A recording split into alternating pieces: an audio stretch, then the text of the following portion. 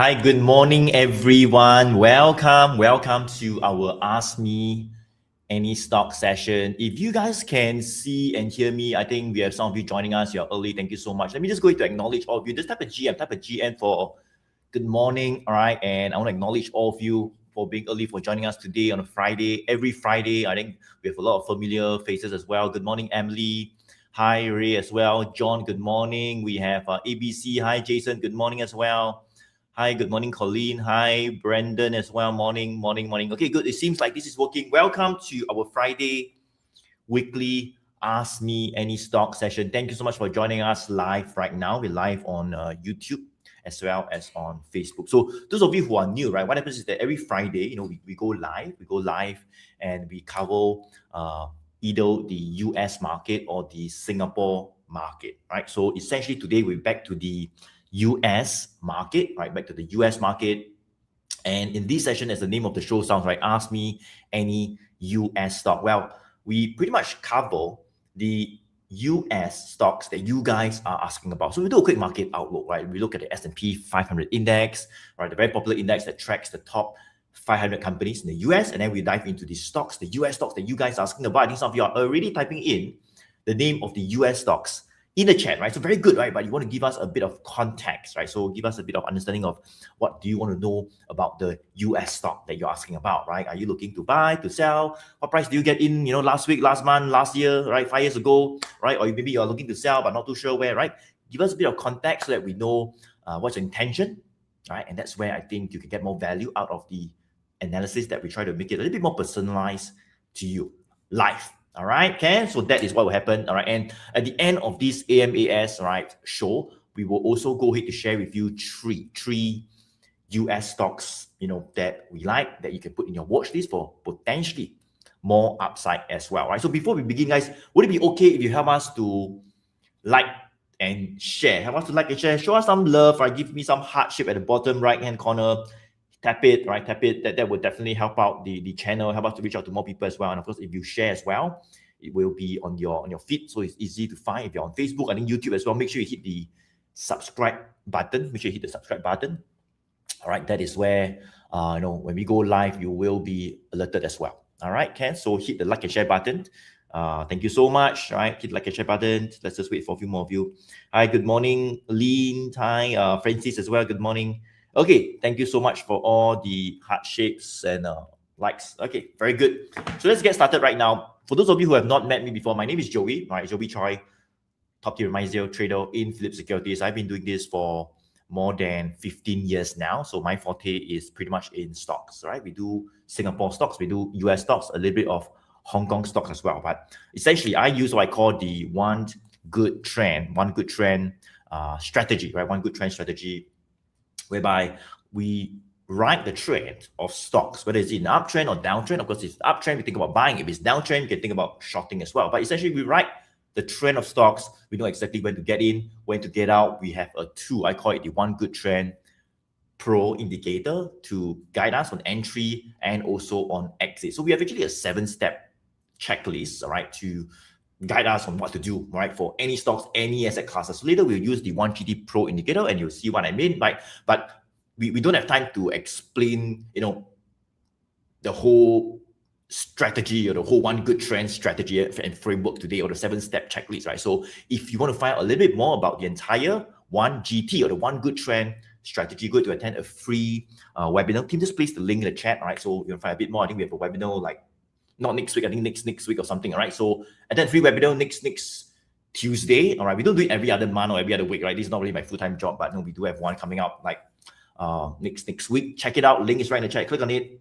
Find out how you could about the one good trend strategy, how to actually pull out the top 1% of winning stocks, and then know exactly when to get in and get out on them. All right. Okay, good. So let's go ahead to get started right now. All right. Let me go to introduce my team member that I have with me today. I have, Z is currently working on other projects, right? So we have Bervin, who's here with me together with Jai. So let me just go to introduce Bervin first, right? So Bervin, I would say, would be one of the top brokers under me in Phillip Securities, and he's also assisting our teams in with the one-on-one coaching for mentees, our group coaching session, and also assisting our team's portfolio manager, all right, with the fund management business as well, right? And Bervin is a chartered financial analyst, like CFA chartered holder, one of the highest qualifications one can ever get in the banking and finance space. So very proficient in not just technical, but also fundamentals of stocks as well. So let me just pass on the mic to Bervin, maybe to share a little bit on himself. Bervin, go ahead. All right, thanks, Joey. Hi, everyone. Good morning. Welcome back to our weekly AMAS session. Of course, today, you can see on the panel on top there, it just says, ask me any stock for the US market. So, of course, the US market, I think, quite volatile. I think the past few days, quite a bit of earnings season. I think Nvidia also announced its earnings. Quite a bit of a shake-up in the market in the AI and software space as well. I think everybody is quite excited this morning to see, where we think the market is heading. But how do we know? All right, where the market is heading. So nobody actually knows where the market is heading. So we always follow the trend. All right, so this is where the 1GT Pro indicator actually comes in. All right, actually comes in to actually let us know that where the trend could be potentially heading to, and then what kind, how high of a probability would it continue its trend. All right, so just need to get a little bit of help from everyone. So if you guys are putting your stocks in the chat, your requested stocks in the chat, please help us to give us a little bit of context. All right, a little bit of context will definitely help. So don't just put like Microsoft. What do you know about Microsoft? Are you currently holding Microsoft? You're looking to sell, to buy, you are looking to, let's say, just hold on, or you're thinking to even just put it onto your watch list. What kind of levels do you want to know? The more information, the better. And of course, I think the team will, of course, put priority onto those with more details, of course, because it's easier to answer, right? And it's more personalized as well. All right, so without further ado, I think I'll pass the time back to Joey to actually introduce our next team member. Joey? All right, thank you so much, Bervin. All right, so today we have Jia Yi, all right, Jia Yi joining us as well. All right, Jia Yi under me, one of the top brokers in Philips Securities under my team, all right, attending to our thousands of clients and also advising clients as well, and also helping out with our group coaching sessions, our one-on-one calls with our mentees, and our team's portfolio management service, right? So Jia Yi has a special, I would say, expertise in this thing called candlestick, right? Very, very proficient in it, right? Sometimes I do consult him as well on how to read certain price actions. And maybe let me pass on the mic to Jia Yi to share a little bit on himself and his expertise, right? Jia Yi? All right, thank you, Joey. So good morning, everyone. So happy Friday to all of you guys, and welcome to AMS. So I'm Jia Yi here, and really nice to see everyone here today. So some of you guys might already know me. I've been assisting Joey with operations and also client servicing and also trade execution since 2023. So like over the past 2 to 3 years now, I've been learning a lot and building meaningful connections and supporting the team in any ways I can lah. So just a quick reminder, like this is actually the last trading day of the month, and also it's a Friday. So it's always a good time to reset, month end, and also time for reflection on how not just our performance, but maybe how our discipline and execution and consistency has been. So I think the US market, like what Bertie has said, has been quite volatile. And it's also today we'll be covering on US. So it's a good time to actually pay attention to how the different stock is and how the the movement is for the market. And I think let's use this session to review objectively and also learn what actually worked, improve on what didn't, and like step into a new month, which is actually just next week, into a sharper and also more aligned for the next month. So with that, let's get started. All right, thank you so much, Jai. So let's get started right now. All right, so excited to share with you guys on our 3 bonus stocks at the end, but that's after we cover your US stock. So just a quick disclaimer, whatever that's being shared in our live shows every Friday, right? The usual disclaimer that you say, it's just for education purposes only. So please do your own due diligence, right? I'm not asking to buy or sell anything, right? We're just showing you guys our process, the one good trend framework, the 1GT indicator tools that we're using, all right? And you decide on your own actions. Cool. All right. So just a quick disclaimer. Now let's go to talk about the market right now. Right. Take a look at market right now, and I would say this would be what we call the S&P 500 index. Right. Let me know, guys, if you want me to do a quick market outlook. Type a M in the chat if you want me to go ahead to do a quick market outlook as to what is happening right now in the US market based on the S&P 500 index. Let me know, guys. Let me know. M for market.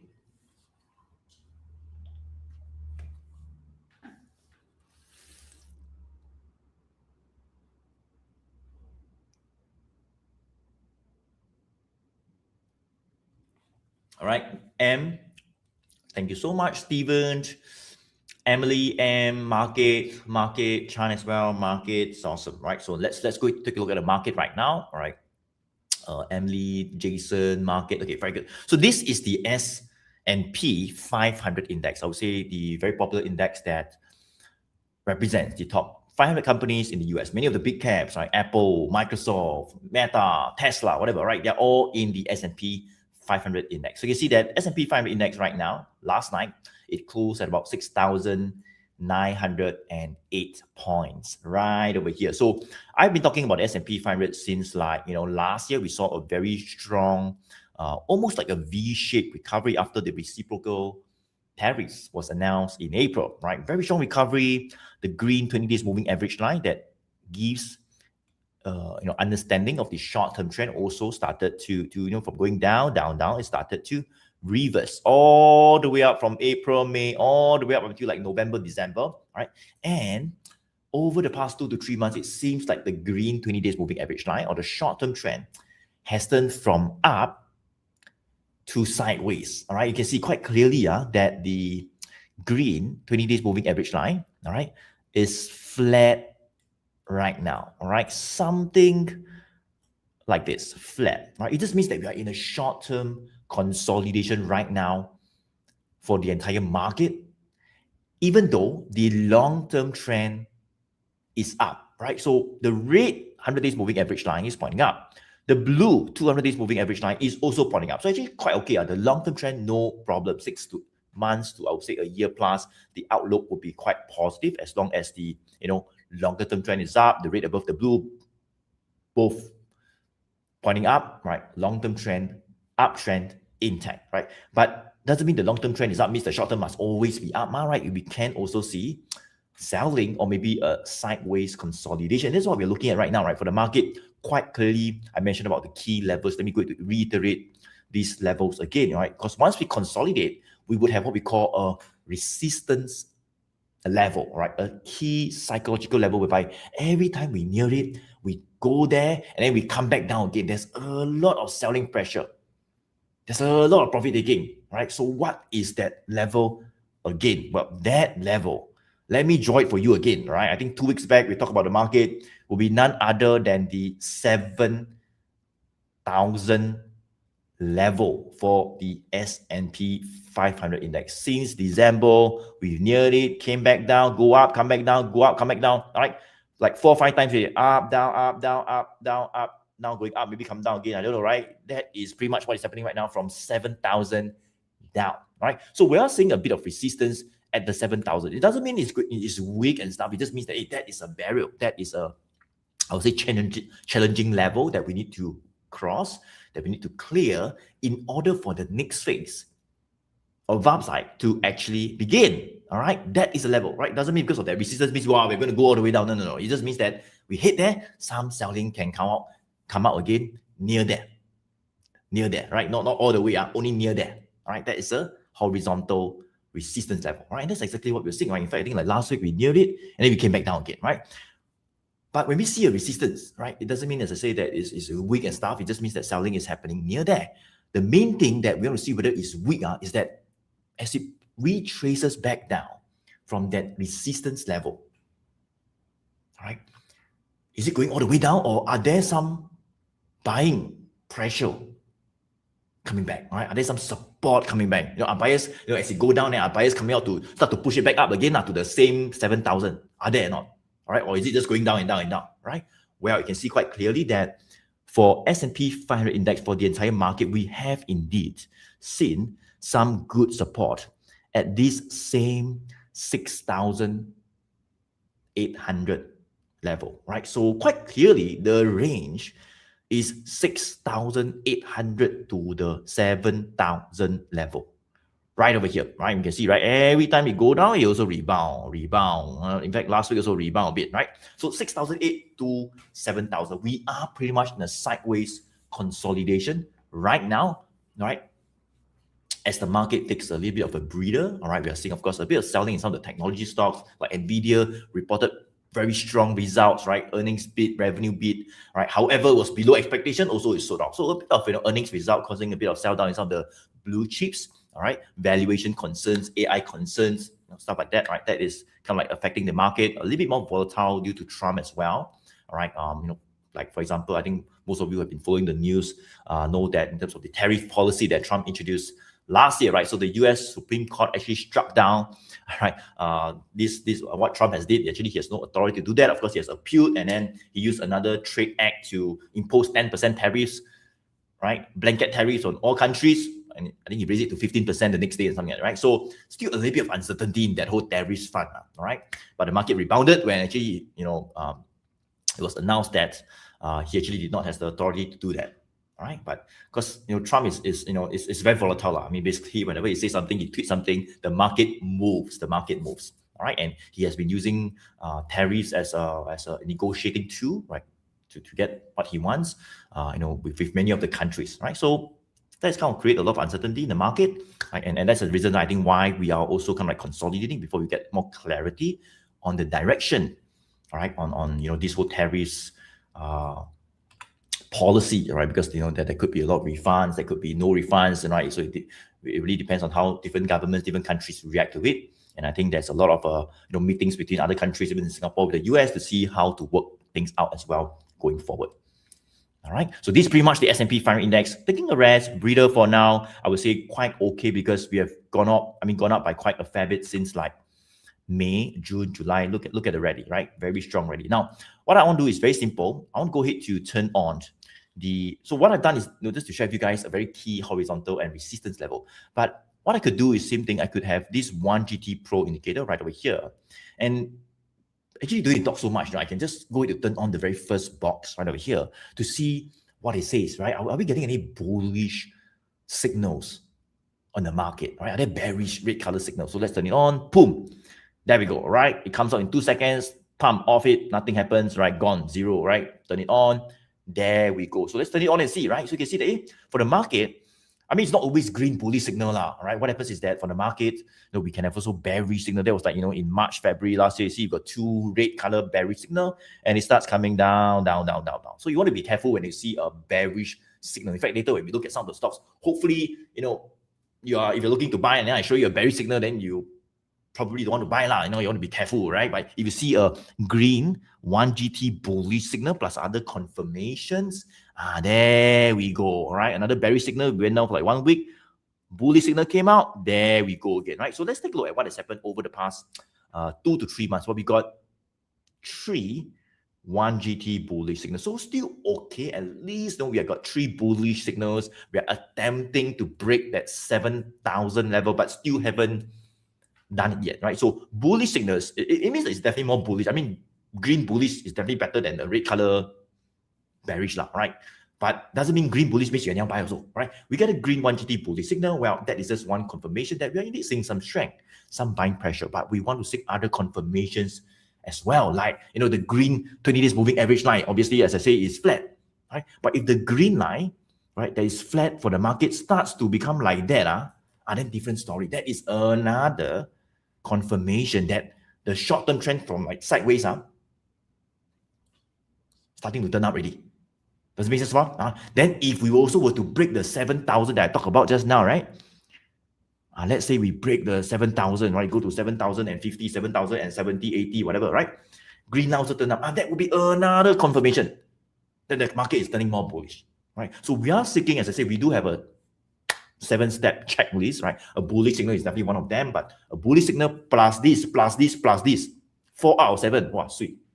That is where we have a more confirmation that this one is steady, right? It's starting to move up. But right now, not saying not good, it's just like that. We need a few more confirmation for the market to really move up. Does it make sense? All right, so that's what. So the key here is that we need to know what to look out for, what to seek. If it shows, good. It doesn't show, then we be patient. Make sense? All right, so that is the S&P 500 index. As I said, you guys, we don't have time to explain the whole strategy to you, so we have a one good trend workshop or webinar coming out in about 2 weeks time. I think next week, next Tuesday on the 10th of March, right? 10th of March. Link is right in the chat. Click on it, right? Click on the link in the chat. All right, that's where you can register for this webinar. Let me just go to share you guys this webinar link. All right, so we have not been talking about it for the past few sessions, but let me just show you guys this page right over here. All right. How to 3x your stock portfolio in 2026 with my proven one good trend framework. Yep, indeed, 10th of March, right? Tuesday. Link in the chat. Click on it. You'll come to this page. Team, just place the link in the chat. All right, team, place the link in the chat. All right, and 7:30 p.m. to 9:30 p.m. You'll come to this page, and that is where I'll share with you guys a little bit more on the entire trend trading framework. How do we filter out stocks, top 1% of stocks in less than 5 seconds? Okay, and what to do with those top 1% of stocks. When to get in, when to get out. This is the link in the chat. If you want to find a bit more about the entire one good trend strategy, click on it. You come to this page, and look forward to share more with you guys. But today, we really don't have time to explain, or break it all down for you. Okay, so that is the link in the chat. Now, let's move on to the next segment of today's AMAS, and pretty much the segment that a lot of you are excited about. That will be pretty much the US stocks that you want a quick opinion on. So what you want to do right now is very simple, guys. Go ahead to type in the chat the US stocks that you want a quick opinion on. I think some of you have already typed the name of the US stocks, and thank you so much. Thank you so much for giving us a bit of context, all right, as to what are you really asking about the stock that you want to know, right? Are you looking to buy? What price do you got in last year? Right? You're looking to sell, you don't know what to do, right? There's a bit of context, rather than just one like Apple, then like what do you know about Apple, right? You want to buy or sell, also don't know, right? So give us a bit of context, then we'll definitely give you more priority, because you put the time and effort to type, right? To give us a bit of context, that's where we'll give you a bit more priority in terms of analyzing your stocks first, right? But we do apologize if you cannot answer or go through all the stocks. Normally we try to have like more than 10, maybe 12 stocks. We see how many stocks we can do today. Okay, so type the name, type the stocks in the chat, let me know, and I'll try to pick the very first one. Okay, let's see, what can I choose? Lean, okay, I think the very first one today. Lean, can buy Netflix now, US $84 plus. Let's just do Netflix. Netflix, I mean, that is, I think, one of the first few comments we have. Netflix, NETFLIX, Netflix. There we go. This is Netflix. Wow. All right, so this is Netflix right over here. All right, at about 84.59. Okay, well, seems like, Lin, you're looking to buy Netflix, right? So I assume that you don't have any, you're looking to buy. I mean, yes, indeed came down by quite a fair bit. Right? So quite quickly, guys, you can see that I've already turned on my one good trend pro indicator in terms of the bullish and bearish signal. So as I say, most people, they look at the stock like that, right? You have the simple moving averages. It gives you a guide on the trend, right? And of course, what we can do is to turn on the bullish and bearish signals. Pam, there we go, right? So if you ask me for Netflix, right, I would say since October, quite long already, October, not January, not December, all right, October, 4 months ago, we got 1 GT bearish signal, right? When it was like $125, 125, you go to 110, 110 go to 100, 100 go to 90, 90 go to like 80. Now rebound a bit, okay? So when you see a bearish signal, usually we do not want to rush to buy, right? Because a bearish signal, not 1 and 2 leh. Yeah, we got 2 bearish signal, right? And if you look at the green line has been, in fact, even before the bearish signal came out, the green line a bit point down already, in September. When the bearish signal came out, the green line point even down. I think now is still down. I would say maybe still down, right? Maybe flat a little bit over the past 2 days as you see a bit of rebound, right? But we probably don't want to buy, right? I mean, if you get in at like 120 or 110 or 100 or 90, you'll be stuck, right? So we don't want to buy. We want to buy when there's signs of a reversal, when there are signs of strength. Okay, so now let's take a look at whether are there indeed some signs of strength coming out for Netflix. Okay, so you can see that for Netflix right now, 2 bearish signals. What I can do is to very simply turn on the trailing support and trailing resistance. Look at this right over here, right? So when the bearish signal came out in October, you can see we have a trailing resistance. What is this trailing resistance? Well, okay, let me just go to turn off the moving averages right over here. Right, so it's a bit clearer. This trailing resistance, can you see that as the price of Netflix go down from 120 all the way to 75, right? The trailing resistance actually follow it down, right? But if follow it down, I don't follow too closely. You also give it some space, or it accounts for the volatility of the stock. So if you go down some more, I follow you down, right? So you can see, down, flat, down, flat, down, follow. You go down, I follow you. all right? But you give it space, there's space between the price and the trailing resistance level. So as long as you're below it, not good. All right, you can rebound a bit, but if you're still below, not good, because we give you the space to be below, all right? But if we give you the space to be below and somehow one fine day, you go above the trailing resistance level, all right? So you can see right now, in fact, over the past 3 days, went all the way above, sellers came out and pushed it back below the trailing resistance level, right? So I think this trailing resistance is at about the $85. Now it's what? Now it's 84.59. So we're right there, all right? We're right, like just very near the trailing resistance, right? And that's where selling pressure is actually coming back. So what I would say is this, right? If you're looking to buy, as I say, normally we want to buy when we have confirmations. What is the confirmation? Well, we're going to buy when there are signs maybe of a new 1 GT bullish signal. So if we were to break the 85 or maybe the 86, like this, you can see, right, bearish signal, pump, right, bullish signals coming out, and not just the bullish signal coming out. If the bullish signal comes out, and let's turn on the moving averages, right? Like for example, we have the green 20 days moving average line that represents the short-term trend. It also starts to turn up. That would be another confirmation. So right now you can see that green line, if you ask me, the green line is not really pointing up. It's like, I mean, it's also not down already. Luckily, a bit flat already. So quite okay. I mean, we could have found a bit of support coming out, maybe somewhere around that 75 level. Right over here, right? Seems like over the past 2 weeks, 75 is a bit of a support coming out, right? Some bargain hunting is coming there, right? But doesn't mean you hit support means you'll surely rebound, right? We have seen a bit of support. Buyers are starting slowly to come back. The green line is just flattening out. So a good entry, I would say one whereby we seek a bit more confirmation, would be if we break the 85 to 86. We see a new 1 GT bullish signal like what we saw over here in April. You can see it led the rally. And if the green line from sideways slowly start to turn up like that. Does it make sense, All right. That could mean that, we could start to see a bit of a reversal strength coming back. The target could be all the way to 100 to 110, right? In the short term, right? But just think of for Netflix, right?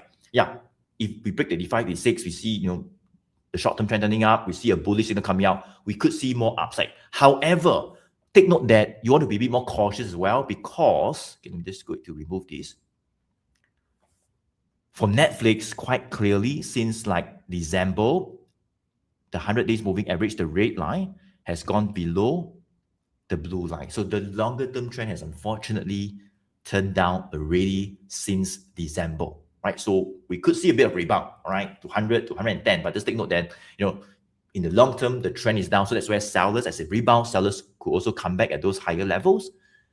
And we could see a retracement as well, right? So just take note of that, right? So make sure you have a plan. We usually do not want to get in, kind of like go against the longer term trend, right? But if you want, it's possible, but make sure you have a plan. You can catch the short-term trade up, signs of weakness, you get another bearish signal, please get out, because that's where we could see a pullback again. Does it make sense, All right, Lynn, I hope that helps. All right, probably for Netflix, you want to monitor the next week. I think very crucial. If we can break 85, 86, we stay above, we get a bullish signal. That would give us a bit more confirmation of more short-term upside. All right, so now let me pass on the mic to Bervin, all right, or Jia or Bervin to cover the next stock. Sorry. Jia, you can go first, it's okay. Okay, Jia, go ahead. All right, sure. So, next stock that I'll be covering on, actually, I was looking through, covering on this counter. Emily, I think she's asking about MNST. I went to take a look. Actually, it's on, just give me a sec. Actually, it's on a Monster Beverage. So I think this name, most of you guys should be quite familiar for those who drink energy drink. So I think this counter-wise, Emily is asking, interested in entry into MNST. May I ask what is a good entry price and what is a take profit range? Thank you. So actually, based on this counter-wise, you just have a quick glance. You can see that the moving average is actually pointing up. 200 days, 100 days, and 20 days is all pointing up. It indicates that there's strength in this counter. So that's the if you're looking at the 1 GT checklist wise, that really ticks the first two checklists, which is the long-term strength and the short-term strength. And if you have the 1GT indicator, you can also see that there's a 1GT bullish signal, not only one but two, that appear back in August and November. So actually, that's a really good sign that this counter is showing strength and there's more potential for this to have an upside. And if looking at this counter wise, based on this, it's actually quite a good counter already. So now you're asking, what is a good entry price and what's the take profit range? So if just based on the quick glance, right, if you can see that prices actually previously tried to break above this 78, stayed below 78 and managed to break above it with a strong with a strong bullish candlestick. So actually on 20th Jan, it actually broke up above this 78 and went close to that 82 resistance level. So previously you can see that there was some resistance near this 82 to 83 level. And recently, only in maybe about 20th Feb, it actually broke above this 83 and continued to shoot upwards. So I would say currently there's some support near this 83 level. So usually we recommend you to actually enter near a support level. So if you see 83 level is actually quite a good support level. Why? It's also because it's near the 20 days moving average. And if we turn on the trailing support, you can also see that like what Joey has mentioned, the trailing support actually will give you room to breathe, and when the stocks goes up, you will actually follow up and trail upwards together.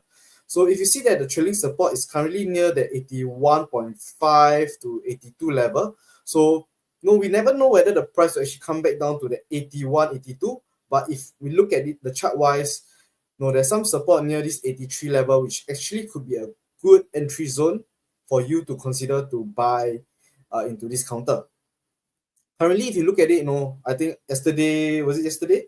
With TradingView, you can see that I think yesterday the earnings came out, and actually the earnings and the revenue actually beats the estimate. So that's why you see that the counter went up.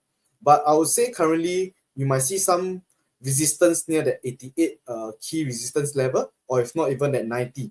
So I would say, if you enter at this point of time, it might be nowhere, might be in between your support and resistance. So a bit the risk to reward ratio might not be very good. So if you are looking to enter, like what you're asking, what is a good entry level, you can actually enter near this 83 zone, so maybe 83 to 84 level. Then your profit taking might be around that psychological resistance 90 level. So it's hard. You never know whether the price can break above this psychological resistance level of 90. So if you want, you can take profit slightly below this 90 level. So there's another zone, a selling zone, which you can actually consider to take profit near this area. So if you just look at it wise, from here up to maybe near the 89, that's a 7% upside. But if prices continue to break below the 83, which if you enter around this area and it breaks below the 82 trailing support, you might see more weakness coming in. So you might also want to have a stop loss plan in mind as well. So maybe if it's slightly below that the horizontal support of 83 and you take a 3% loss, and if you take 7% upside, that could be maybe the risk to reward ratio might be better in this case. So I would say, based on the chart wise, near the 83 level might be a good entry level, and maybe near that $90 psychological resistance level might be your profit taking range. So hope that answer your questions, Emily. Yeah, if not, I'll pass on my time to Bervin to cover the next stock. All right, thanks, Jai. Okay, so let's go. Just now I saw somebody was asking. Here we go. Styler. Hi, good morning, Styler. Intend to buy C Limited at 103, but missed out last night. Is it a good entry point? I have no positions right now. Okay, let me just share my screen right there. All right, Styler, firstly, welcome back this morning. But let's go. So on my screen right now, I have actually turned off everything already. I have turned off the 1GT Pro indicator. We only left with the moving average. If you guys in the chat, maybe can you guys help out Styler a little bit? All right, so at the current price of 110.90, would you like to buy C Limited? Would you buy C Limited? I mean, maybe you can type B for buy and maybe N for no. Do not want to buy.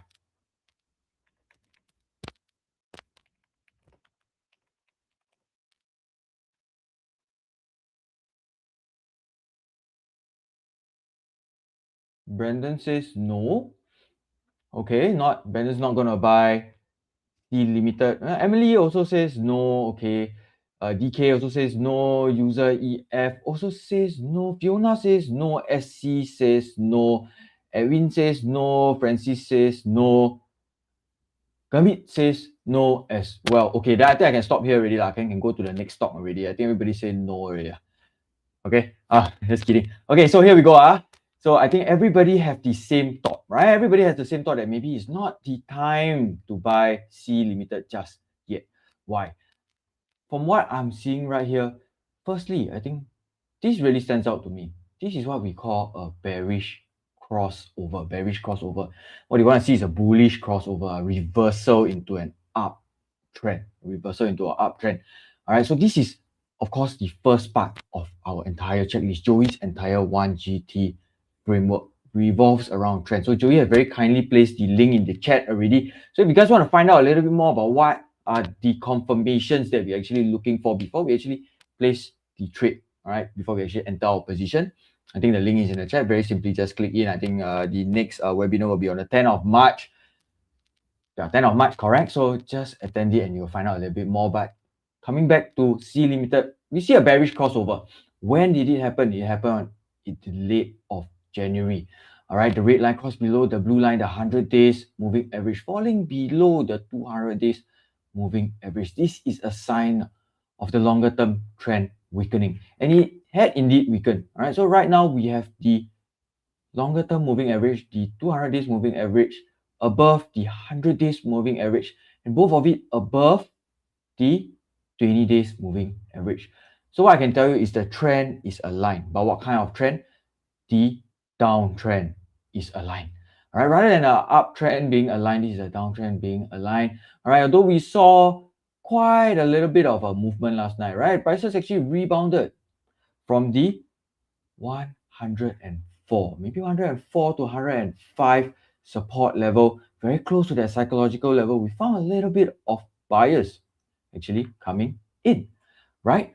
A few times already, actually, in fact, for the past 3 weeks. One time, second time came close in the mid of February, and now towards the end of February, the third time. So in a span of 1 month, we actually tested this level a couple of times already. So not too good. I haven't turned on the 1GT signals just yet.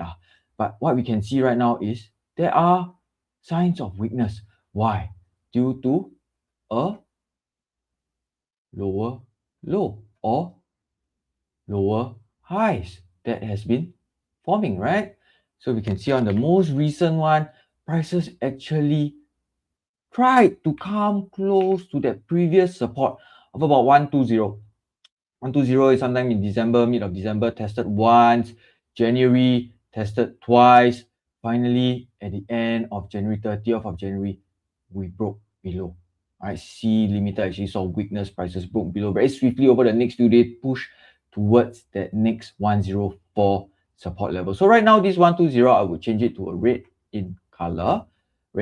So this is now a resistance. All right, so stylers, so prices are currently still trading under 120, coming close to it once, twice. Maybe if we are able to break above that 120 level, we could see a reversal in trend for at least the nearer term first. All right, the nearer term trend has to change first before the longer term trend can change, right? So if 120 gives way, all right, then next resistance level, I will put it right around the 130 level. This is where prices tested on the 28th of January, came close, tested it, managed to hold above it on the 21st of November last year as well. So I would say currently in the downtrend for C Limited, maybe don't look to buy first. All right, currently good, you don't have a position and you're wondering what is the trend like. So in a downtrend, you usually do not want to buy. We do not want to average down. We do not want to accumulate. We do not want to position for ourselves to get in on a downtrend. Why? It's because the probability or the signs point towards a higher probability of continued weakness.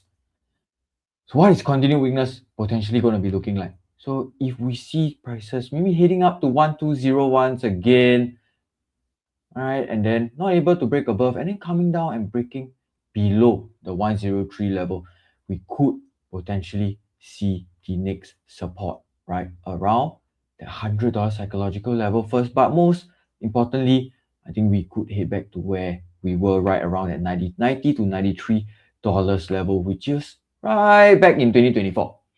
And that's not what we want, right? You don't want to extend any losses. You don't want to be going against the trend. So I think right now, styler, wait for a little bit. Wait for some signs of confirmation. What confirmation? Prices breaking above the 120. You definitely will see that 20 days moving average maybe flattening out, pointing up.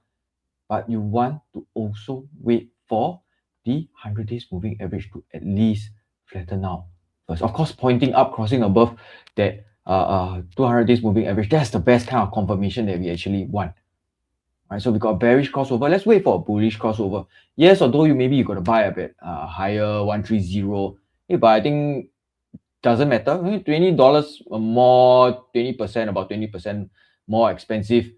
But at least you are in a better position, or you could be in a better position to ride the upside towards maybe perhaps the 150 or even the 170 level, rather than trying to get in at 103, 110, a little bit of no man's land, and then you have all the trends working against you. All right, so very simply, I mean, that is the entire manual technical analysis, but actually very simply, I can just turn on 1 GT bullish signal. Okay, we got 1 GT bullish signal.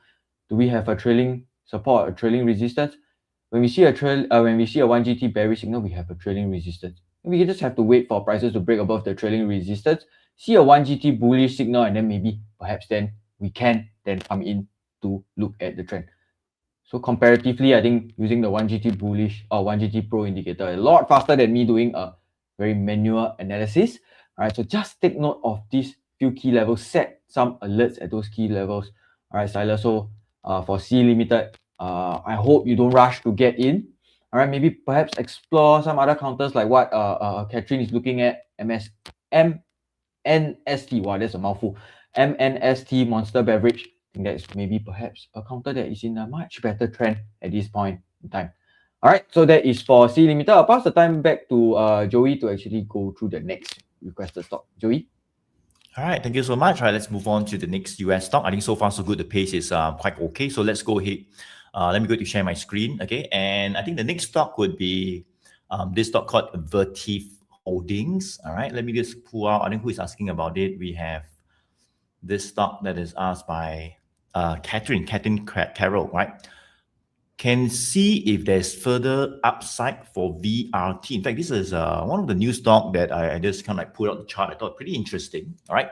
Thanks for giving us a bit of context, Catherine. I recently bought at $264. So now the price is $259. Okay, so a bit lower. How you bought at 264, now it's 259, only about $4-5 lower. Okay, but is it okay, right? Is it still cool? Is it still good to hold it, to ride even more upside? Can it go to 300, 350, right? Or should you be worried about it? Well, let's take a look at it right now. So you can see that for Vertiv Holdings, well, it looks okay, right? First of all, you can see the long-term trend is up, right? 100 days moving average, the red line is above the blue line, right? Red above the blue, both pointing up. These are definitely stocks that we want to think about, having a long position in, to even think about buying, right? But not anyhow just buy because long-term trend is up. We also want to wait for the short-term trend to also turn up, all right? And as I mentioned, we also look at what we call the green 20 days moving average line. So if you ask me, the green line is pointing down over here, should buy or not? No, wait first, right? And like over here, the green line also pointing down, should buy or not? No, wait first, right? Wait for the green line to also turn up. Then when you turn up, right, that means both the long-term trend and also the short-term trend also up. And even better, right? Rather than one up, one down, right? You both up better, right? So if you ask me right now, well, long-term trend is up, and the green line, since not just last week, but I think like since last month in January, has already started to turn up. So quite okay. The only thing is that you maybe got in a little bit more expensive. I mean, it really went up, then you got in, right? Let's say you've got in around here, right? That would be a much better entry price, like 180, that 190, that would be a much better entry price. And the fact is that we have also broken this 200 psychological resistance level, so that's strength as well. $200 is a critical level. We have been consolidating below for about 3 months, but we have broken that level. So that is where we could also see more upside fast, right? Now, let me go to turn on the 1GT Pro indicator in terms of the bullish and bearish signals to see if you can get any other confirmation. So let's turn it on. There we go. Pump. And here is Vertiv Holdings, right? So quite clearly, you can see, right? So previously we got pump 1, 2, 3 bearish signal coming out. That was in like February last year, even March last. So then pump all the way down. So don't rush lah. If you see a bearish signal, the green line also pointing down, you go and buy for what, right? You get stuck. You wait for this. There we go. Pop, all the way up. Another bearish signal came out in September. You see, it went down for like 2 weeks. Okay, be patient. No need to rush first. The bullish signal come out. There we go. Yes. All right. And then what happened? In November, a bearish signal came out. You can see we went down a little bit. I consolidated. Wait for bullish signal to come back out. So if you've got it near here, all right, just maybe the 120, 180, 190, as it was supported quite well. You can see the green line also turn up. So at this point in time, green line up, long-term trend up, not one, but two 1GT bullish signal. All these are confirmations that this stock is starting to move already. So if you've got in there, so this stock is no problem. The only problem is that if you got in a bit higher, not saying cannot go up some more, I think still okay, but just that if you got in like 180, 190, then better lah. You are confirmed sitting on profits already, right? But now you got in a little bit higher, but doesn't mean cannot lah. Still okay, but just that a bit more expensive already. Okay, but let's take a look at whether there could still be potentially more upside. Well, essentially, I would say that 200 would be a key psychological resistance turn to a support level. All right, but this resistance, all right, would turn to a new support level. So from about 200, well, we could potentially retrace back down there to see some buying pressure. However, you can see that not even 200, seems like 220, or let me just go to shift this up a little bit, right? 220, maybe even 230, maybe even 240, right? Seems like 240, over the past 1 week, we are seeing some signs of strength coming back already, right? So 240, even yesterday, right? In fact, we saw quite a bullish candle because yesterday, when it approached near 240, I think the low was at 241, Buyers started, it was a red bearish candle, but buyers started to come back and push it from 241, right? Very near the 240 support, Buyers came back and pushed it all the way from 241 all the way to 259, and we got a long lower shadow. So this is what we call a bullish candlestick bar. It just shows that this 240, the support is quite strong. It's quite strong. We go there, while buyers action, they start to push it all the way back up. And then we close somewhere near the day high at $259. So quite okay. So I think this stock, I think it's quite okay still, as long as they hold over the 240 level. Bullish signals are in play. Green line still pointing up. There could still be more legs to this rally, right? So you want to have a plan.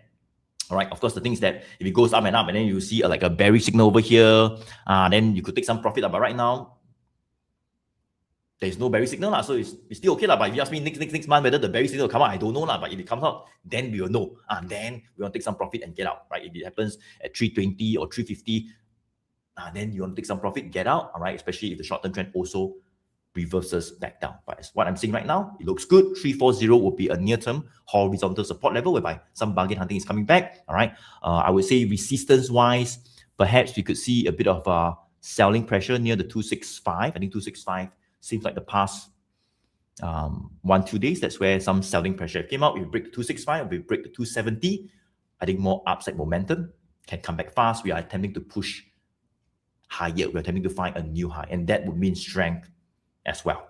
All right, so I hope that helps, Catherine Carroll. All right, that will be Vertiv Holdings. The code is VRT. Now, let me pass on the mic to Jia to cover the next stock. Jia? All right, thank you, Joey. So the next stock that I'll be covering on will be actually on Microsoft. Just give me a sec. I think Tessa was asking, can we look into Microsoft, have picked up a bit? Can we look into bottom fishing for this stock? I think for Microsoft-wise, I'm not too sure what price you enter, so maybe you can share with me on that. I think someone else was also asking about Microsoft just now. Just let me check. I think Kunan as well. I bought Microsoft at 450 and holding. Price came down. Now hold or add more. So, just looking at the chart wise, previously this counter, I believe everyone is aware of Microsoft Corporation. Previously, I was also looking at this counter when it's actually on uptrending. But let us look at the recent movement of this counter wise. How has it been moving and how's the chart like?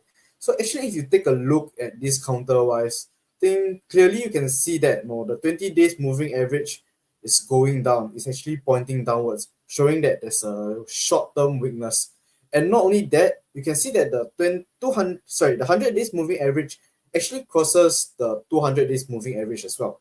So in this case, based on these, I think like what Bervin have mentioned just now, the death cross, actually it crossed below the 200 days moving average and it's already pointing down. And not only that, you can notice that the 200 days moving average is also kind of flattening and pointing downwards. So just looking at the trend wise, just based on these three, you can already know that this counter is showing weakness, and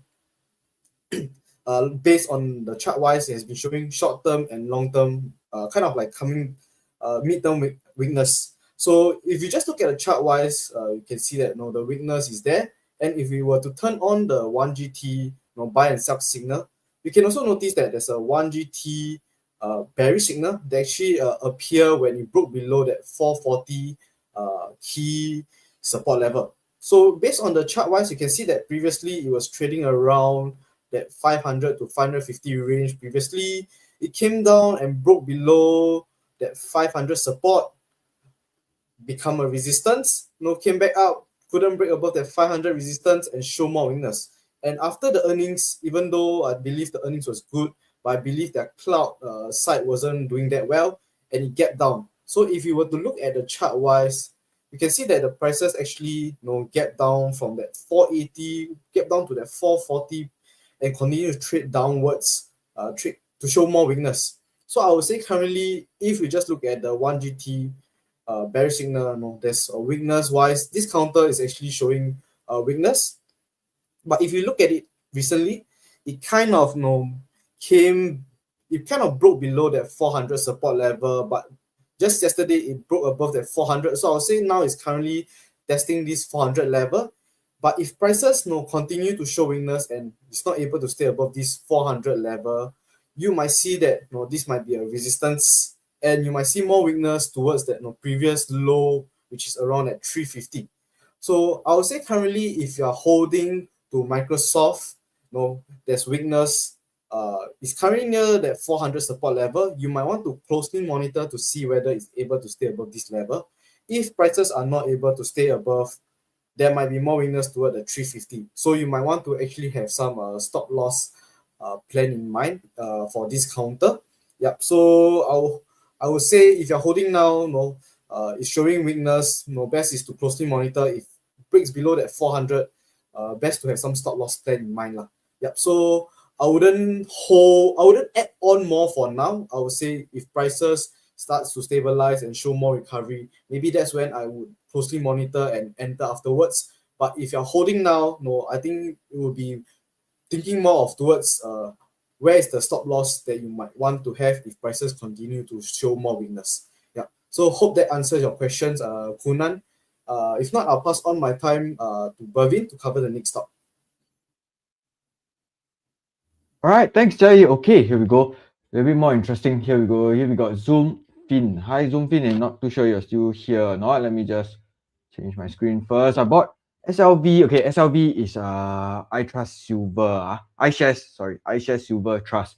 All right, so it tracks the silver prices. It's an ETF. All right, so he bought SLV at $63 and sold at 98.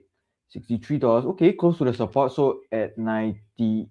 Okay, maybe perhaps close to the $100 psychological level. Bought again at 67 and then sold at 77. Great, all winning trades, right? Okay, so what do you think SLV will behave from the chart? I think in the more recent days, gold and silver has become more of a speculative. I would say not become speculative, become a little bit more speculative in the sense where a lot of people are getting in on the trend. All right, on the momentum that prices are moving, or the volatility is a little bit higher for both these precious metals, and there is significant price movements so that people can trade. Like Zoom Tin himself is in trading SLV. Great, nothing wrong to do that. In fact, actually there is an opportunity there. Why not take advantage of it, right? Okay, so but here is what it looks like on the chart. All right, so firstly, we have a 1GT bearish indicator, bearish signal that actually came out on the 30th of January. Prices very swiftly pushed down, found a little bit of a support close back to where it was at about the $60 to $62 buy zone level. All right, so this was where prices found a little bit of a buying interest coming back in, pushing prices back up towards the 75 to 76 resistance level. All right, so fair enough. I mean, there is an opportunity there, but we have a 1GT bearish signal still present, still playing out from the 30th of January. But I think Jai will also agree with me. This right here yesterday, that candlestick, that closing candlestick looks a little bit bullish. All right, definitely looking bullish right there. And that 20 days moving average is residing right at that $75 support level. So I think this is a level where you can potentially see a little bit of consolidation coming in, which I think is completely normal. All right, so volatility is still there, as you can see from the daily candlesticks. And there is quite, some of it can be quite wide. The range is definitely there. So I think if you are looking to get in, yeah, you're looking to get in under the guise of a 1GT bearish signal. Usually would not recommend that, but although we have the longer term trend still pointing up. So perhaps what I would like to do right here would be to actually turn on that trailing support and resistance level. You can see that trailing resistance right now is right around the $92, maybe slightly under $92, about the $91 level right there. If prices were to continue its consolidation, all right, continue its consolidation, that trailing resistance could then start to head down like that, right? Heading towards that $85 level, and a break above the $85 level would then perhaps, maybe then we will see a 1GT bullish signal. We could see a 1GT bullish signal come in, and I think that 20 days moving average will then start to slope up again. I think that is a higher probability trade right there.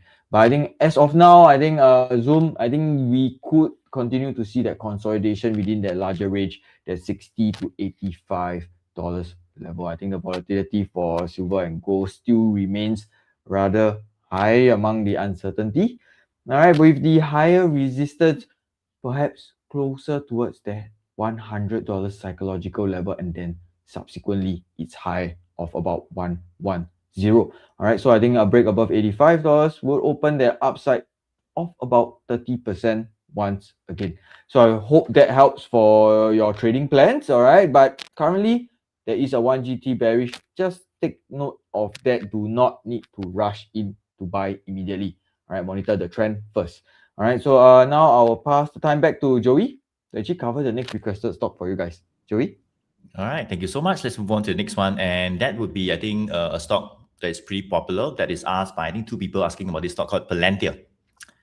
PLTR, right? So let me just pull out the comment. I think we have Geneva Lajo, right? Is it a good time to buy Palantir, right? So now the price is $135. Indeed, it has sold off by quite a fair bit, right? From 200, 190, 180, now only $135. They're really quite cheap really, so should buy or not? Okay, let's take a look. I think another one, Catherine Carey as well. Is it good to sell? Okay, so one person want to buy, the other one to sell. Catherine, is it good to sell Palantir when average cost is $90? Average cost is $90.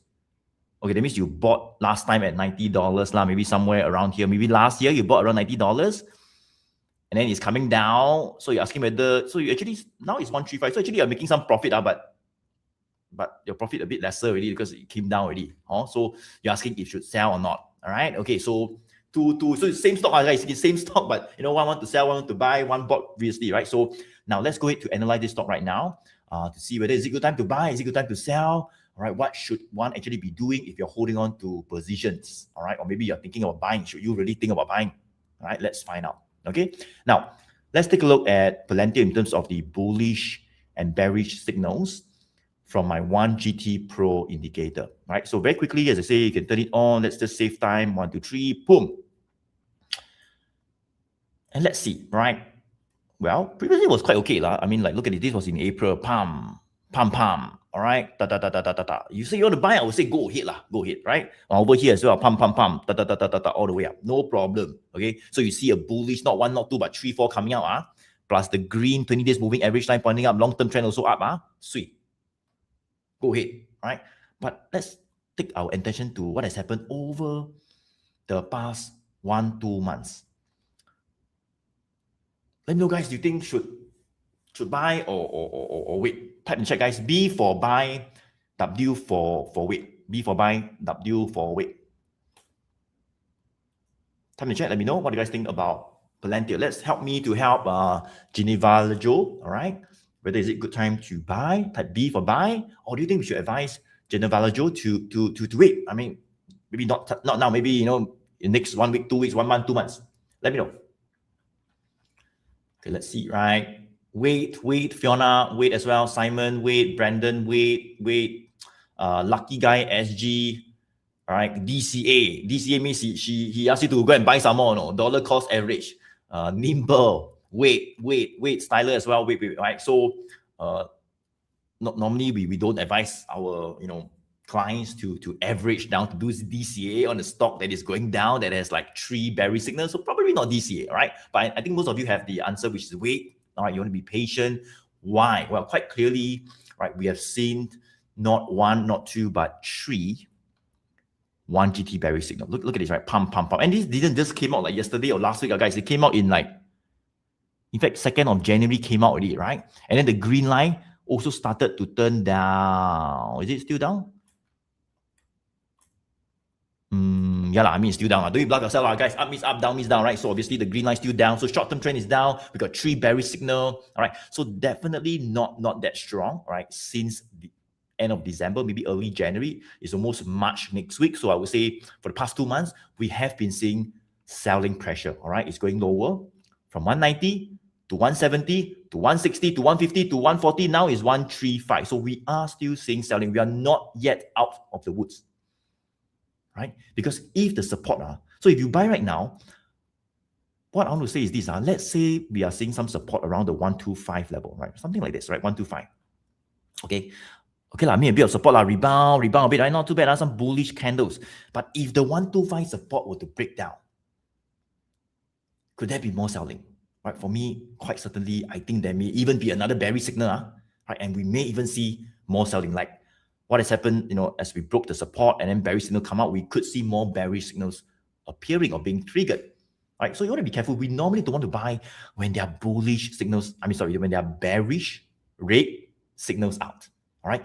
And the green line is also pointing down still, all right? We want to get in when there are signs of a reversal. So let me show you what I mean. Like, for example, right, trailing resistance right over here. If we see maybe the trailing resistance starts to maybe go down, move down a little bit, right, and consolidate, maybe start to flatten out, good. That could be where I would say that, you know, this stock is, you know, not really going down lower, right, because the trailing resistance that is following it down is not really following it down more. Why? Because it's also going down, so nothing to follow, right? So we start to flatten out, good, right? And we start to see maybe a break above the trailing resistance, like over here or here or here. And a 1GT bullish signals actually appeared. And then this green line that is now still down, I mean, it could also go all the way down like this. Hopefully not. Okay, I'm not saying that, right? Then, of course, please don't go and buy. Okay, but let's say it never go down all the way. Okay, let's say the green line starts to stop going down. Maybe down a bit more. And maybe flat a bit. Then up a bit, down a bit, up a bit. And it starts to point up. Something like this. The green 20 days moving average. And then we get another bullish signal. Then what you want to say buy? I will say, okay, good, go ahead. I mean, at least there are some signs of a reversal. There are some signs of strength. But now if you get in, not say cannot, but why? I mean, like, what's the reason, right? So there must be a very clear reason to get in, right? Not because it's cheaper than last month. Of course, it's cheaper. I mean, it went down, right? But cheap cannot be a reason to buy, right? You must buy when there are signs of a confirmation. Pump. These 3 things. Right? So as I say, we have a 7-step checklist, right? If 4 out of 7 say good, then we could potentially take a high probability trade setup. But if 1 out of 7 say good, This one I would say don't have 1 out of 7. All right. Okay, maybe a bit of support at 125, but nothing is saying good yet. So why you want to purposely force yourself to buy? All right. So we don't want to buy when we have no confirmations of really getting back in. All right. So that is for Ginavalo, right? Now let's go back to Catherine. Catherine, right? Is it good to sell when the average cost is $90, right? So Catherine, yours is different because yours you actually were making some very, very good money already, right? For Palantir, right? And okay, so very simple, Catherine, because so the thing is this, you got in at $90. I think you got in maybe somewhere over here. Actually, it's very good entry, but I'm not too sure whether have you seen this bullish signals, pump, and then all the way up. Let's say you saw a bearish signal, you saw at 180. Actually, it's like double basically, or let's say you see all this bearish signal, you know when to get out. Let me know, guys. Type O for out. Type O for out if you feel that getting out is also quite important in the market. Type O for out, guys. If you think that getting out is important in the market, right? Not just get in very easy. Just go and buy, then leave it there, and the kind of thing. Right? But how many of you think that getting out is also quite important? O for out. Let me know. Type O for out. All right. O out as well. All right. Very good. Out. Right. So I do agree as well. In fact, I think getting out is maybe more important than getting in. Getting in is very easy. Just go and buy, right? Hopefully it go up. Don't go up, then go down, then you're so blurred, don't know what to do, right? But if you know when to get out, that is where you could really limit your losses. Or if you're sitting on huge profits, you could also really protect that profits there, right? But if you don't know when to get out, you could have a lot of profits, but the profit also can become lesser until become like very little and then become like no more. And worse, become loss. Right? So you must know when to get out, right? So one thing I would say for Catherine, all right, by right now, okay, you would have want to get out, right? So for example, let's say you got in like at $90, right? You're confirmed sitting on profit. So if you see like a bearish signal right over here coming out, in December, January, then pump, 2 more bearish signal coming out, you could have taken some profits, maybe at 170, 180, right? Before it went down even more, all right? That is where you could have made even more profits, right? So when to get out, I think that's where it's good to have a tool like this, to guide you when to get out, especially, bearish signals, short-term trend is down, you want to reduce some exposure. I think even if you have got out, so you got in at $90, all right? Even if you got out around here, it's also 80%, 90%, 80%, right? But if it comes down a bit more, you're still sitting on profits, but become 40% already. Much lesser already, almost half, much lesser because it came down already, right? So if you have gotten out earlier based on these bearish signals, you could have made even more profits, right? But right now, just be careful. Say if the 125 support were to break down, you need to have a plan. If another bearish signal come out, you need to have a plan to really reduce your exposure, take your profits before it goes down even more. All right, okay? So that is for Palantir. And by the way, I want to share with you guys as well that, we do, right now we are using the 1GT Pro indicator, whereby there are some advanced features like the trailing support, we have some volume, some risk management stuff, right? But we do have a light version, the one good trend light indicator, right? So if you want to test drive it, all right, whereby, as I say, in a minute of seconds, you can just turn it on, pump, turn it off, all right, on, off. Well, you can go to click on the link in the chat. That's where we have a 14 days free trial to the one good trend light indicator, all right, whereby you could use it to guide you. So if, like Catherine, if you have turned it on and then you saw the bearish signal previously, maybe you have got out earlier already, you could have saved some money already. So the link is right in the chat. Click on it, test drive my 1GT, the one good trend light indicator for free. All right, I'm sure it will definitely help you to, and guide you better, not just about getting in, but also when to get out. Link is right in the chat. All right, Ken. So let me pass on the mic to Jia Yi to cover the next US stock. Jia Yi.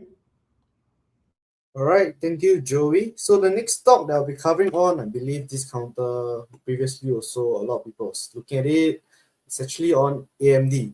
So I think I saw 2 persons asking about AMD. I think SC was asking about, is it a good time to enter AMD now?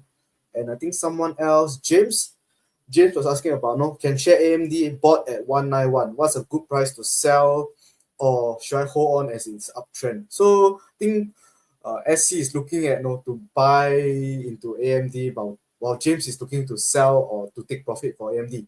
So just let us look at AMD wise. Currently, if you just look at it with the 1GT indicator, we can actually see that there's not one, but actually two bearish 1GT indicator. So this means that there's some weakness currently on this counter. But let's look at the trend wise. I would say currently overall the 200 days moving average is still pointing up. Long term wise is actually still showing strength. But if you notice the 20 days moving average, you can see that it's already pointing down. It indicates that in terms of the short term wise, there's some weakness.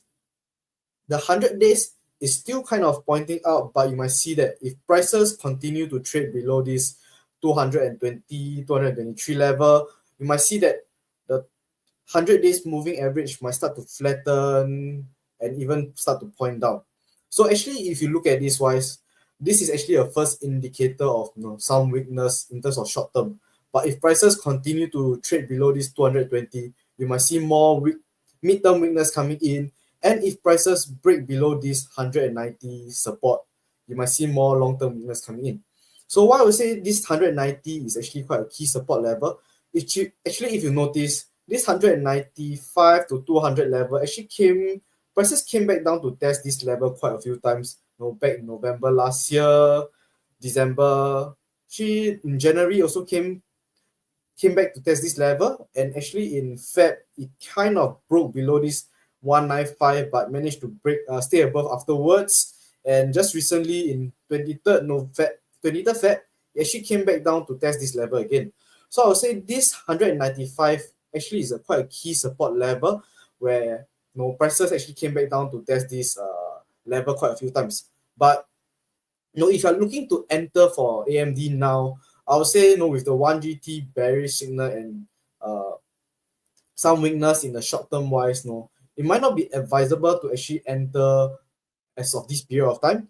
If you want, you can wait for prices to actually stabilize first, see whether prices are able to stay above this 195, or even if you're okay to enter at a higher price, if prices break above the 220 level, where there might be more short-term strength coming in back again, and the 100 days and 200 days starts to point up. So actually you want to see that all these three moving averages starts to point up first. Sorry, just give me a sec. So you want to see that all these 100 days moving average, 20 days moving average, and the 200 days moving average start to point up. That's where you can reconsider to enter for this AMD. So I would say if prices break above this 220 and show more strength, maybe the next support, the resistance support might be around this 220 level, which you can consider to re-enter.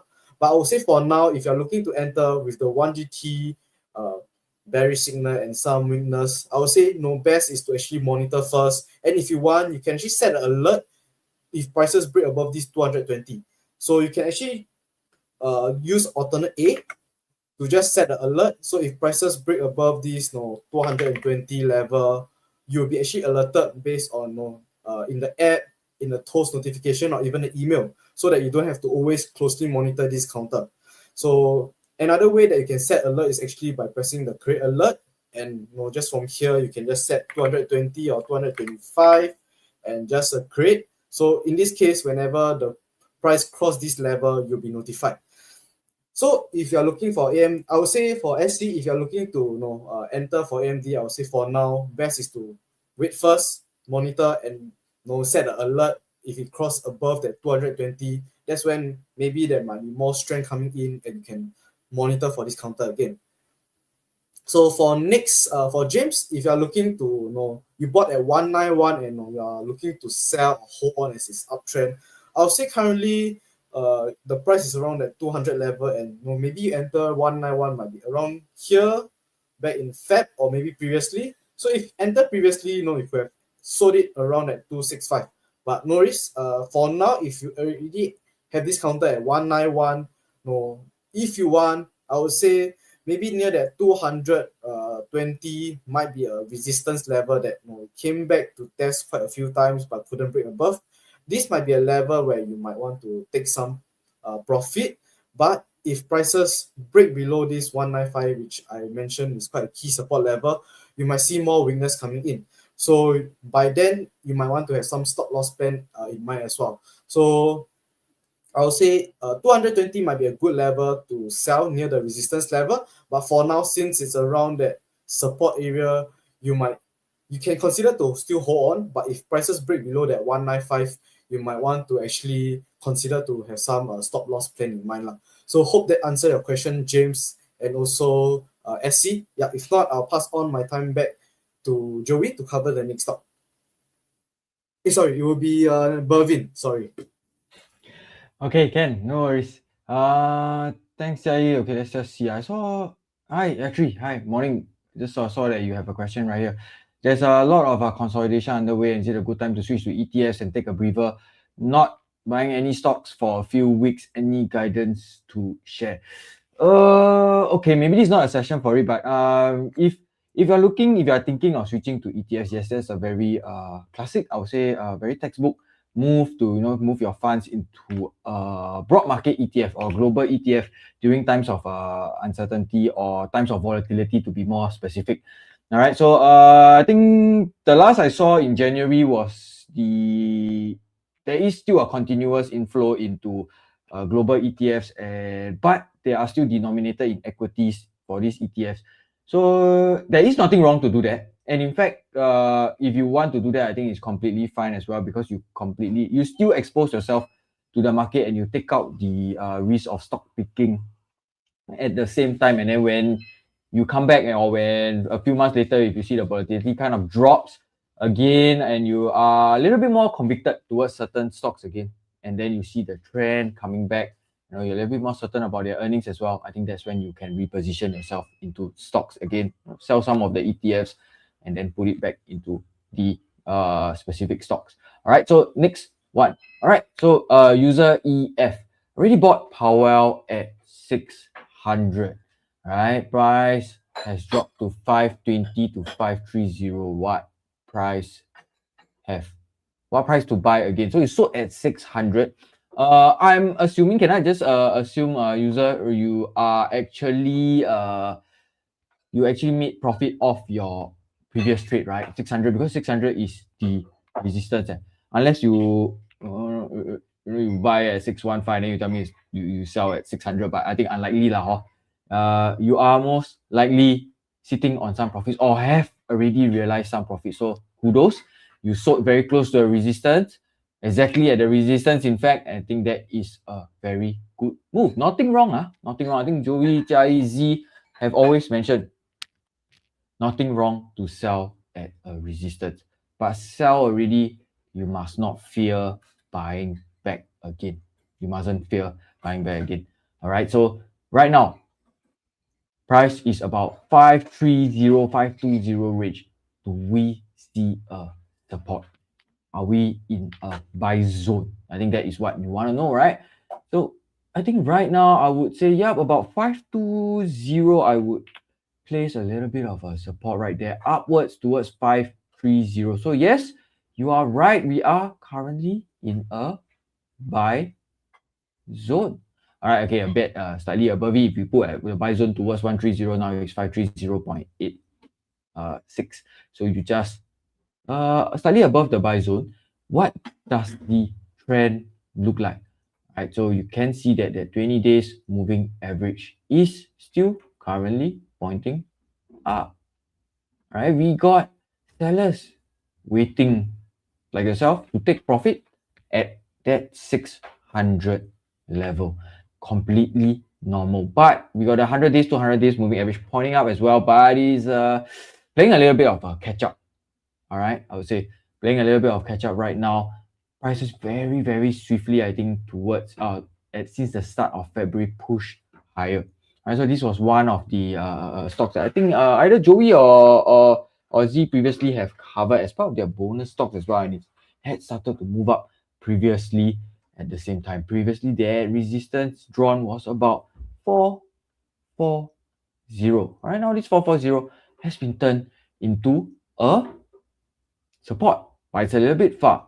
All right, it's a little bit far. I would place the subsequent support right around that psychological $500 level. 500, 600, 400. These are levels where we tend to see increased volume. It doesn't mean increased buyer or increased sellers. It just increased activity as prices approach this level, be it to sell or to buy if it is a support. Alright, so I just saw this message as well. Gunners, my POWL average price is 173. Great, fantastic. Congratulations, Gunner. I think that means you have been at least holding on for about a year, right? Prices moved up from the $100, close to the $100 level, 173 level, for about a year already. So you're probably sitting on a very tidy sum of profits at the same time. So I think maybe this analysis could help you to, think about what is your next step. Are you intending to protect some profits? Are you intending to even accumulate even more? Because when the trend is good, when the trend is up, the momentum is still present. We still see buyers keen to defend those key levels. Then there's nothing wrong to even accumulate some more. Doesn't mean if you bought at 173, you cannot buy at $400. There's no restrictions on that, right? So currently, I would say right now, as of yesterday's close, I would say that candlestick it looks like there is a little bit of uncertainty present. Alright, buyers still looking to defend the 520, 530 level, but sellers are pushing prices down a little bit. I think that could be due to general market weakness yesterday as well. Alright, so if you're looking to get in, if you can position yourself within that buy zone, I think everything still looks good. We still have that 1 GT bullish signal. I think that 1 GT bullish signal has been present since the start of 2026. If we just do a little bit of a projection here, 1, 2 right there, that is still at the current price that 1 GT bullish signal has presented at about 45% gain. Right, so for Ghana especially, right, take a look at that trailing support that I just turned on. Right, the trailing support right now is right around that $466 level. All right, 460 level, just above the 450 level. All right, so I think this is where you may want to consider to place a stop limit or order under for Ghana, especially because you have been sitting on quite a little bit of profits for quite some time already. Nothing wrong to take some steps to actually protect these profits. Right, so maybe about 1 to 3% underneath that trailing support. Underneath the trailing support, that is where your stop limit orders could be placed. Right, could be placed because there is quite a ways to go from the current price 530 all the way down to that 466 level. That's about a 12% drop, and if prices really experience such weakness, you can consider to take some profits. All right, and then when the prices or when the trend again stabilizes, right, stabilize close to maybe that 430, and we see any bullish signal come in again, nothing wrong to buy in right there again. All right, so I think for now, I think if you are looking to get in, for POWL Industries, place some alerts, I would say, but not just a normal price alert. Place some technical alert. So just now Jia taught you guys on how to place a price alert, but for the 1 GT Pro or the 1 GT Lite, you are actually able to place a technical alert for buy and sell signals or buy and sell alerts. You just change it to buy and sell alert. For the condition, change it to your 1 GT Pro or 1 GT Lite indicator. Interval, leave it same as chart. Trigger, let's just put it once per bar. Personally, I like to leave it as an open-ended alert so the alert doesn't expire. This way, if we receive any bullish or bearish alerts, we will be alerted. Hope to see another bullish alert or a bullish signal appear if prices break above the $600 level, where the upside, all right, where the upside could be towards the 680 or even perhaps that $700 psychological level. Still plenty of upside to go in that case. All right, so I think that should be for POWL Industries. Hopefully it helps. We'll pass the time now to Joey to actually cover the next stock for you guys. Joey? All right, thank you so much. Let's move on to the next one. I think that's a very popular stock that a lot of you are asking about. It's none other than one of the top big caps AI plays, Nvidia. NVDA, right? So let's see, Ian, you're asking about Nvidia, thoughts on NVDA, right? For the 1 GT, should we accumulate or take profit? You got in about 106, well done, right? 106 now is 184, definitely sitting on some profits. What are some of the key resistance support levels to take note of. Very good. Let's take a look at that later. Another one of you asking about Nvidia, right? We have user EF, right? Holding Nvidia at $100 plus, not too bad. Continue to hold or buy more. So you're holding on to it. Should you buy more? Should you get out? Right? Let's find out as well later. Another one, Mitch sideline. I bought Nvidia at 194. Okay, slightly higher. Some slightly higher. Came down now. It's 184. Should just hold on to it. Well, let's find out as well. Right? So a couple of you asking about Nvidia, right? I think yeah, that should be it. In case I missed some of your Nvidia comments, right? But let's take a look at Nvidia right now. Right, whether what's on the key levels, right? And I think before I talk about that, right, I just want to pull out this. I think we have a lucky guy as well saying that invest and make money based on fundamentals, not TA. So just want to share, guys. I mean, you can see that for the one good trend strategy, right? We are focusing mainly on the technical analysis on the charts. All right, within seconds, we can turn on the bullish and bearish signals, cigars to get in and get out. So we are using mainly the charts, which is the technical analysis. But having said that, I just want to be 100% clear, not saying that fundamental analysis is not good, right? Fundamental analysis is also good, right? It's also important, right? It's just two completely different school of thought. So if the stock is fundamentally strong and technically also strong, you got like 1, 2, 3, 4 bullish signal, then plus the trend is up, plus all the thing, all we say all good, like in the 7-step checklist, we got 4 out of 7 points in good. So fundamentally good, technically good, then even better, right? I mean, so just want to clarify in case some of you say, hey, no, it's a fundamental is better. Agree, fundamental is better. But if both fundamental good, then technical good, then even more better, Make sense? All right, so not saying that fundamental is not good, also important, right? But let's say the stock is fundamentally strong, and then you got 2, 3, 4 bearish signal, then go down, then another bearish signal come out, then go down, then the long-term trend down, everything down, then you say very fundamentally strong. Analyst, the target price is I don't know how much. It's fundamentally strong. But then I see like 5 bearish signal and it's going down every other day.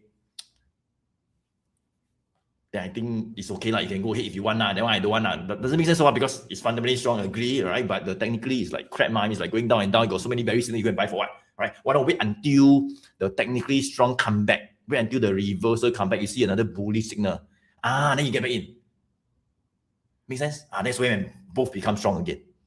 All right, so just want to explain this point because most people come like mix up a bit. Fundamentally strong, technically strong. For me, it's both strong then better, right? But let's say fundamentally strong, but technically you got so many bearish signal. Then we just be patient first. Now we wait until it turns bullish technically, right? From my one good trend strategy, then we get back in again.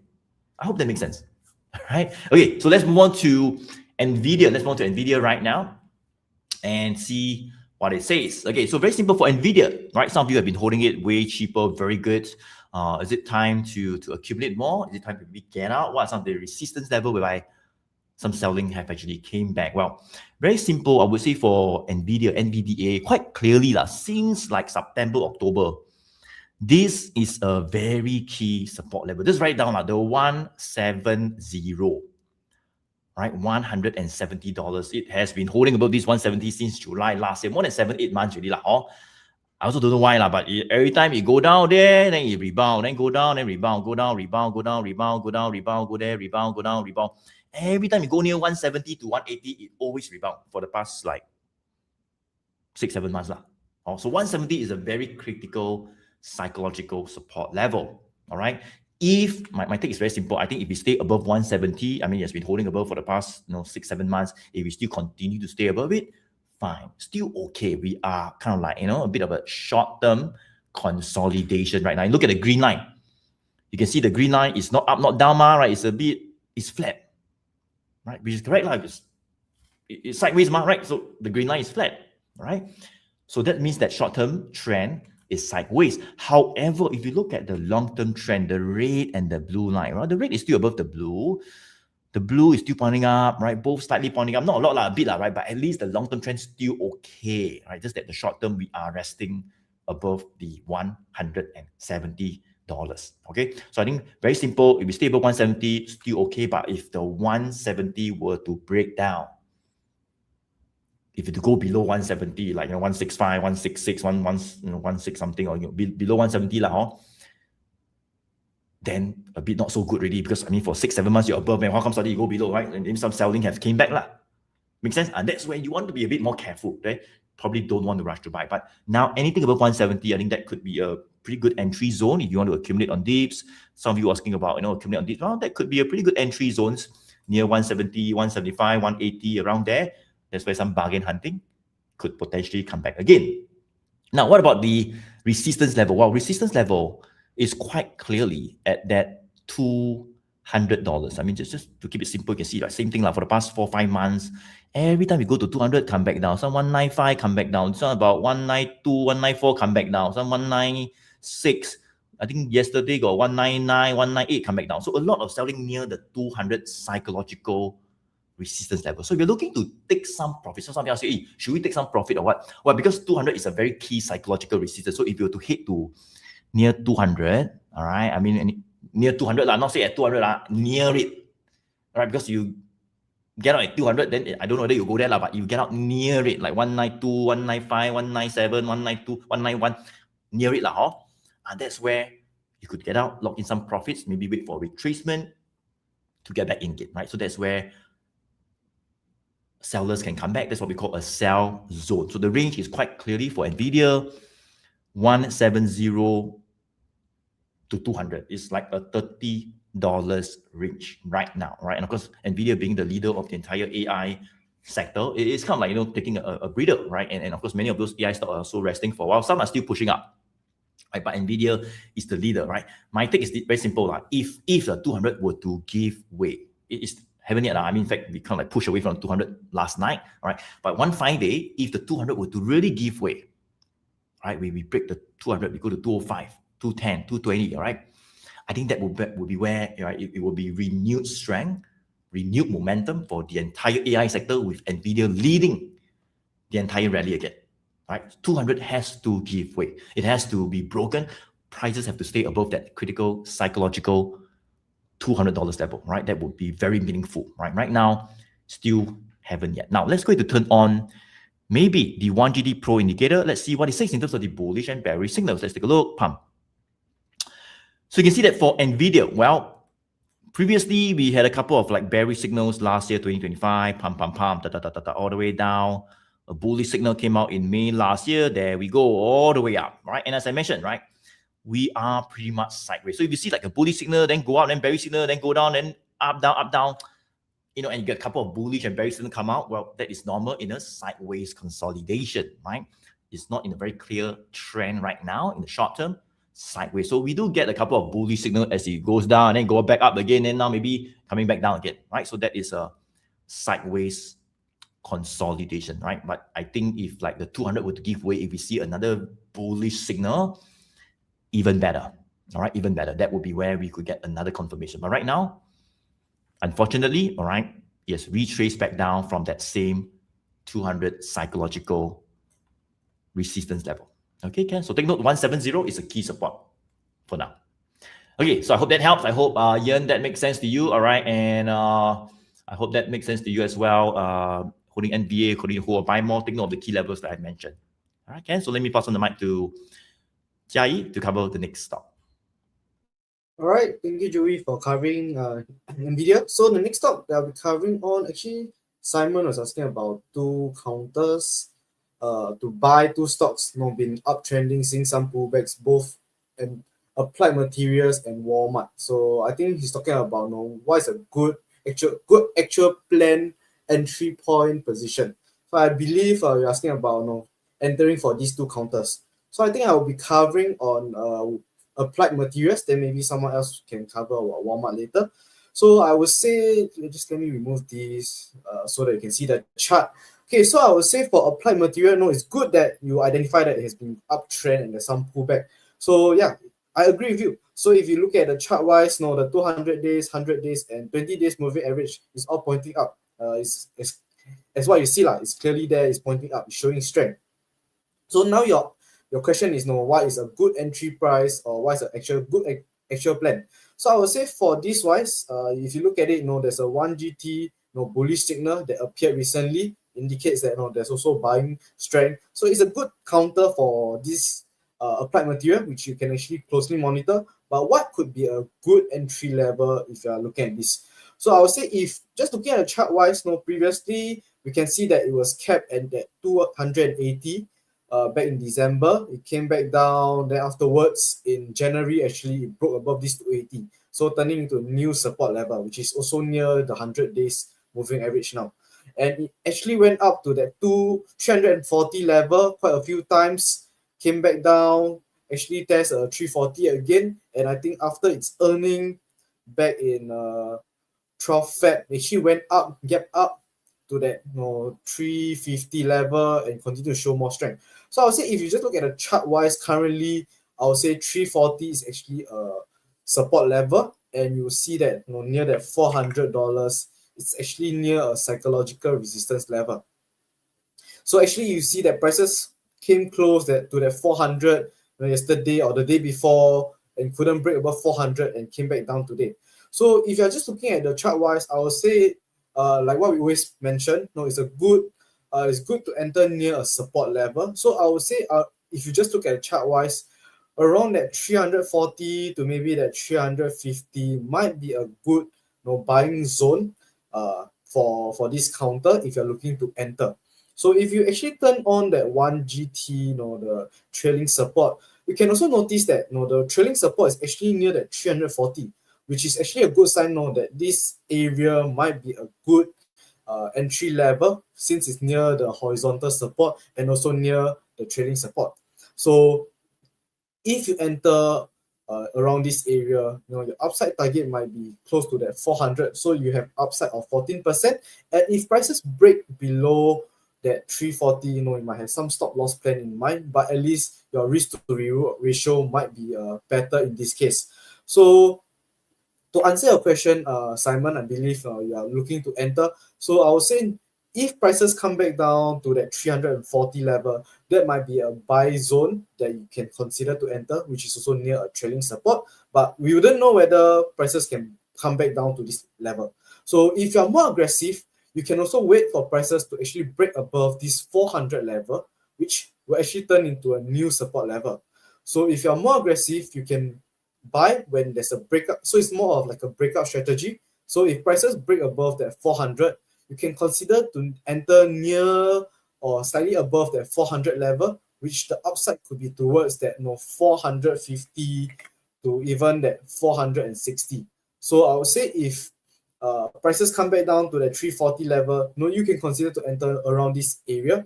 Or if prices break above this 400, and if you're more aggressive, you can enter when it breaks up, and the next upside might be towards that 450 to 460. So hope that answers your questions, Simon. If not, I'll pass on my time to Bervin to cover the next stop. All right, thanks, Jai. Okay, so let me see what is the next stock that I would like to cover. Alright, there we go. Okay, have been buying and pyramiding. Wow, that's a new word that I've never seen before. Pyramiding MPWR and FER. I know MPWR is monolithic power, right? Okay, and FER, I'm not too sure what's that. Different prices as they scale up can advise SL should trend turn. All right, Edwin. Okay, let me just change the screen right there.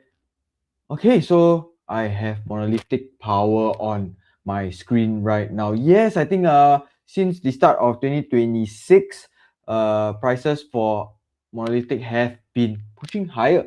Right, it has been pushing higher. It cleared the $1,000 psychological level recently, and then most recently, I would say since the end of February, it has just been consolidating at a new higher level. Very good, very normal. We want prices to be able to consolidate, push higher, consolidate, and then push higher again. But there could be times, where prices pull back. All right, completely normal. If prices pull back, see in the past, on November as well, prices pull back and then consolidate and then push back up higher. That's completely normal. So I think what Edwin is thinking is, if this happens, where would he stop his losses or stop? I don't think it's stop losses. I think at this point, your stop limit level could even give you profits, right? Depending on when you buy and what is your total average price. All right, so I would say if prices break below that 1,100 level, maybe towards that 1,000 120 level, I think the next support level could be back towards that psychological $1,000. Right, that is a level that is even underneath that trailing support right now. It is a level underneath the trailing support right now. So if prices break below that $1,000 level, you will definitely see a 1GT bearish signal. All right, 1GT bearish signal. I think that is when you want to place, or that is where you want to place your stop limit orders at. You know, underneath that 1,000 level, maybe about 1980, maybe 975. I think those are good levels to place stop limit order. You know, get out with profits first. And because prices would then be crossing below its 100-day moving average already at the same time. All right, so there is nothing wrong to secure your profits, to protect your profits. Because people say, oh, I sell already, then the price go back up again. But you still got out with profits, right? That is the whole point. You want to be able to get out with profits, not just a little bit of profits, but with sufficient profits that you would still be confident to get back in again. And then what would then be a re-entry level? I would say, I don't know. We have to look at the trend, what it looks like at that point of time. But ideally, you want prices to hold above a support level, be it the next support at about the $880 level, or if prices push higher above that 1,100 level again, that could be potentially a level where you could time a re-entry. But I think, Edwin, for now, I think that is the level that you want to place your stop limit order. But what happens if prices push higher? Right? What happens if prices push higher? Because it has been consolidating for a while, right? Prices has been consolidating within that 1,100 upwards to that $1,240. If prices break above, we could project prices upwards towards maybe about that 350 level first. Psychological level 1350. That's where we could see some selling come back in. And if prices were to indeed be in that higher range, finding that higher support, that trailing support would definitely be higher. So that is when you start shifting your stop limit orders again higher. All right, so here's the thing. We always say shift your stop limit order, shift your stop limit order. Stop limit orders can only be shifted upwards. Don't be shifting your stop limit orders downwards. Then they might as well don't put the stop limit orders already. Don't put the stop loss already. Just let it go down all the way. All right, so for stop limit orders, you want to only shift it up. Shift it up in your favor, in the sense where you are starting to limit your downside and then break even. And then no matter what, you will be making a profit majority of the time if prices approach your stop limit order level. All right, so I think that is a very quick one for Monolithic Power. I think I'll pass the time now back to Joey to cover the next stock. Joey? All right, thank you so much. Let's move on. Right, so you can see, guys, we have covered a total of like how many? I think like 12 stocks already. So let me do a quick recap of what are the US stocks that we have covered so now. Thank you so much for those of you who are still joining us. All right, apologies if we cannot cover all your stocks. I think maybe we can cover a few more. All right, let's see how much time we have to cover a few more. But let me do a quick recap. So the very first thing I covered this morning was the S&P 500 index, right, at the beginning.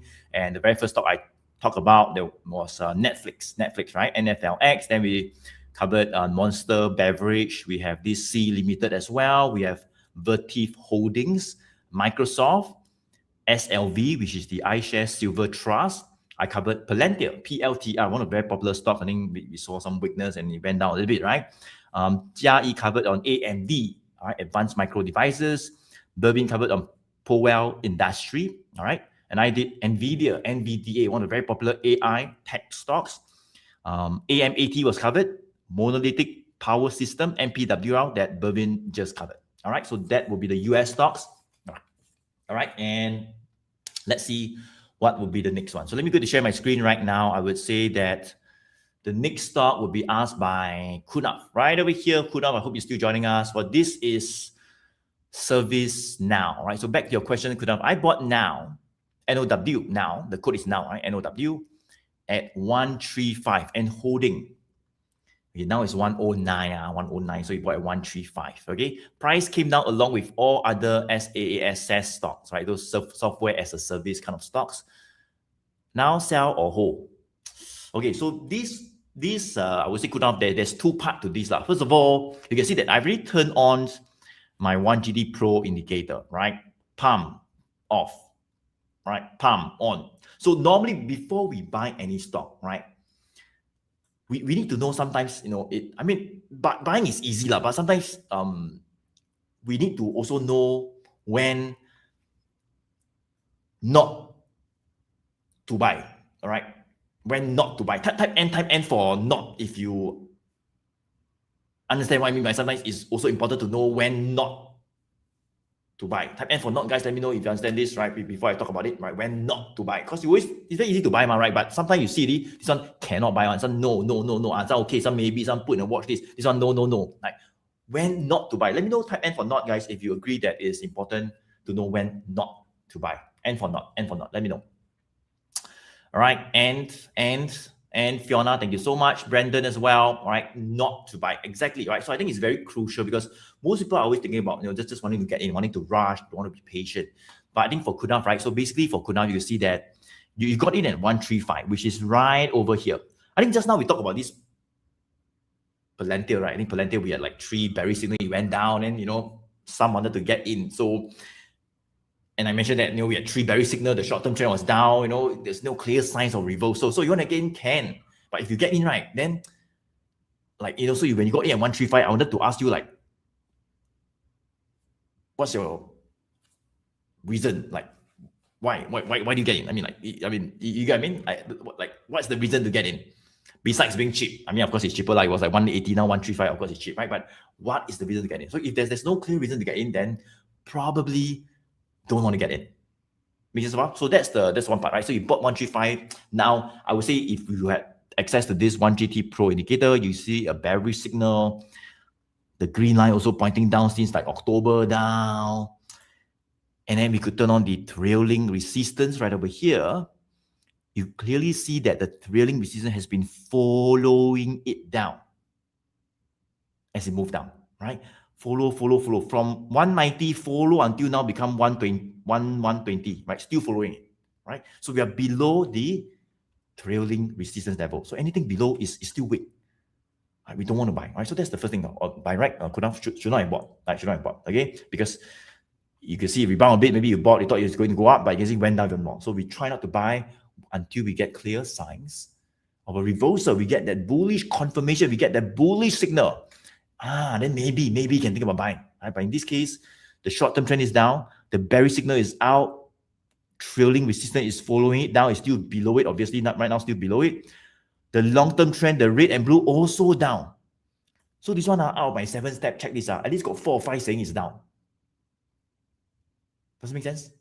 Right, so we don't want to buy this down stock. Okay, Ken? Okay, now let's go back to your question. So let's say you bought already, no choice. Maybe you did not see this signal, right? You just come and bought this stock. You did not follow the one good trend framework. Well, what happens is this, right? Right now, what I can tell you is that we are seeing. Okay, let me just remove this so it's a bit cleaner. Right now, we are seeing some support around the $100. So you can see right over here. There is some support over the past 2-3 weeks, right? Rebound. So the range is 100 to maybe 110, like that, all right? So you just want to be careful, all right? I'm not saying that the 100 will break down, but you can see we already went from 180 to 170, 150, 140, 130, and then now it's 109, right? So I think if the 100 psychological support level were to really break down, then you would want to have a plan to get out already, because especially if another bearish signal appears, all right, we could be more bearish, right? Could we hit to 90? Could we hit to 80, 70? Possible, right? It's really came down from 190 to now. What makes you think you cannot go down from 100 to 70, 80, 90, all right? Possible, right? If the $100 support were to break down. You can see previously in 2022, right? The low was around that 70 to 80. So that could be, I'm not saying that it will go there, but if the 100 were to break down, we could really see more selling, especially if another bearish signal were to be triggered as well. Does it make sense? All right, so that's where I think we want to have a plan to reduce some exposure to really get out. So you need to have a plan. You cannot just buy and keep and hold all the way down. The more it go down, your losses will widen. So we want to keep our losses small. We need to have a plan to get out when it's time to get out. Of course, more importantly as well, we want to know when not to buy, especially if it's just, there's no confirmation to buy. We don't want to rush to buy. Right. So I hope that helps. Right. Just do have a plan, just in case the 100 breaks down. Right. Just have a plan to maybe reduce some exposure or stop loss. Can? All right. So that is for ServiceNow. The code is NOW. Right. Now I'm going to pass on the mic to Jai to cover the next stock. Right, thank you, Joey. So the next stock that we're covering on, I think 2% was asking on this counter, it will be on Alibaba. So actually, Ian was asking about Alibaba, thoughts on Baba level and resistance level per 1 GT, accumulate or take profit. So the average cost price is about 105. So I think previously bought, maybe back then, actually. Then I think Styler was also asking, sold 20% of Alibaba at 172. Average price 80. Should I add now at 148 and what is the trend like? So I think both of them actually is holding Alibaba. One is average price of about 80 and the other one is average cost price of about 105. So thinking of whether to add or should take profit. Okay, so I would say for this counter, I would say overall, if just look at the trend wise, sorry, just let me turn off the trailing support to make it cleaner. If just looking at the trend wise, you can see that the 200 days moving average is actually uptrending. But if you notice, the 20 days and the 100 days is actually kind of pointing downwards already. So if we just look at this counter, just let me remove the signal. You can notice that actually the 20 days moving average is already pointing down, and the 200 days previously was flattening. And actually, 100 days actually flattened and start to point down already. So I would say currently, if you just look at the chart wise, there's a key support near that 145 to 150 level. So if we look at the chart back then, around March 2025, actually came to test this level previously, around that 145, couldn't break above, came back down, and recently last year September, it broke above this 145 level, went up to that 190 level, and came back down to test that 145 quite a few times, back in December and January. And recently it came back down to test the 145 again, just yesterday night. But I would say this is a support level, but if you look at the chart wise, the 100 days and the 20 days moving average is showing weakness. So short term and mid term is showing weakness, and it's actually near this 140 key support level. And if prices continues to break below this 145, you might see there might be more weakness back towards that 130 support level. So I would say if you are previously already bought, your average cost price is about 80 or even 100, you actually are sitting on some profit now. So maybe if you bought it around that $80, I would say from 80 to actually now, you are sitting on a 80% profit. And if you bought it around that 105, you're sitting on around 40% profit. So I would say for now, if you're already sitting on profit, best is to actually continue to hold since it's near a support level. But if prices are able to rebound back from this 145, you might see that the next near-term resistance level might be around that 160. So that's where you can actually take some profit again. But if prices continue to break below this 145 level, which is actually near the 200 days moving average as well, you might see that there might be more weakness towards that 130. So if prices break below this key support level, you might want to secure profit for those stocks that you bought previously. And if prices continue to show more weakness, you might want to just hold on, cut loss around, take profit around that maybe that 143, 140, and wait for price to stabilize first. So I would say for now, I wouldn't add on if you already have some holding, since it's already showing weakness, and especially if you turn on that 1 GT signal, you can see that there's a 1 GT bearish signal now. So if prices break below this 145, best is to secure a profit just in case it continues to show more weakness and your profit might be lesser. And if once you secure the profit, when prices start to stabilize and show more strength again, that's where you can re-enter again. So I would say for now, I wouldn't add on. If prices break below this 145, I will secure the profit and wait for price to stabilize first. Yeah. So hope that answer your questions for Ian and Styler Ho. Yeah. If not, I'll pass on my time to Bervin to cover the next stock. All right, thanks, Jai. Okay, so I just saw someone was actually, in fact, asking for a Singapore stock. So, guys, today we are actually covering the US market AMAS. Next week, we'll go back to the Singapore market. But, if you are looking for any Singapore market trading ideas, all right, Singapore market trading ideas, if you are a client under Joey in Philip Securities, okay, maybe right here, I just want to check how many of you guys are clients of Joey under Philip Securities first. All right, if you're a client, just type C in the chat so we know that you're a client. Then maybe Joey can also acknowledge you guys for, showing us support on our weekly AMAS. Yeah, let us know, guys, how many of you are actually a client of mine in Philip Securities. I think we do have a bit of our clients joining us. Of course, maybe we do have some of you maybe scrolling through YouTube and Facebook. But let us know, right? How many of you have a trading account under me in Philip Securities? That means you're a client of mine in Philip Securities. Let me know. I think we do have quite a lot of clients. Thank you so much. All right, we have Amos, definitely Fiona, Gunnery, hi Dave, Howard, Wimin, Simon, Brandon, Catherine. All right, thank you so much for your support. Right, so basically, just want to share. I mean, all of you who are clients over here, right? Essentially, you are receiving, our daily updates and ideas by WhatsApp.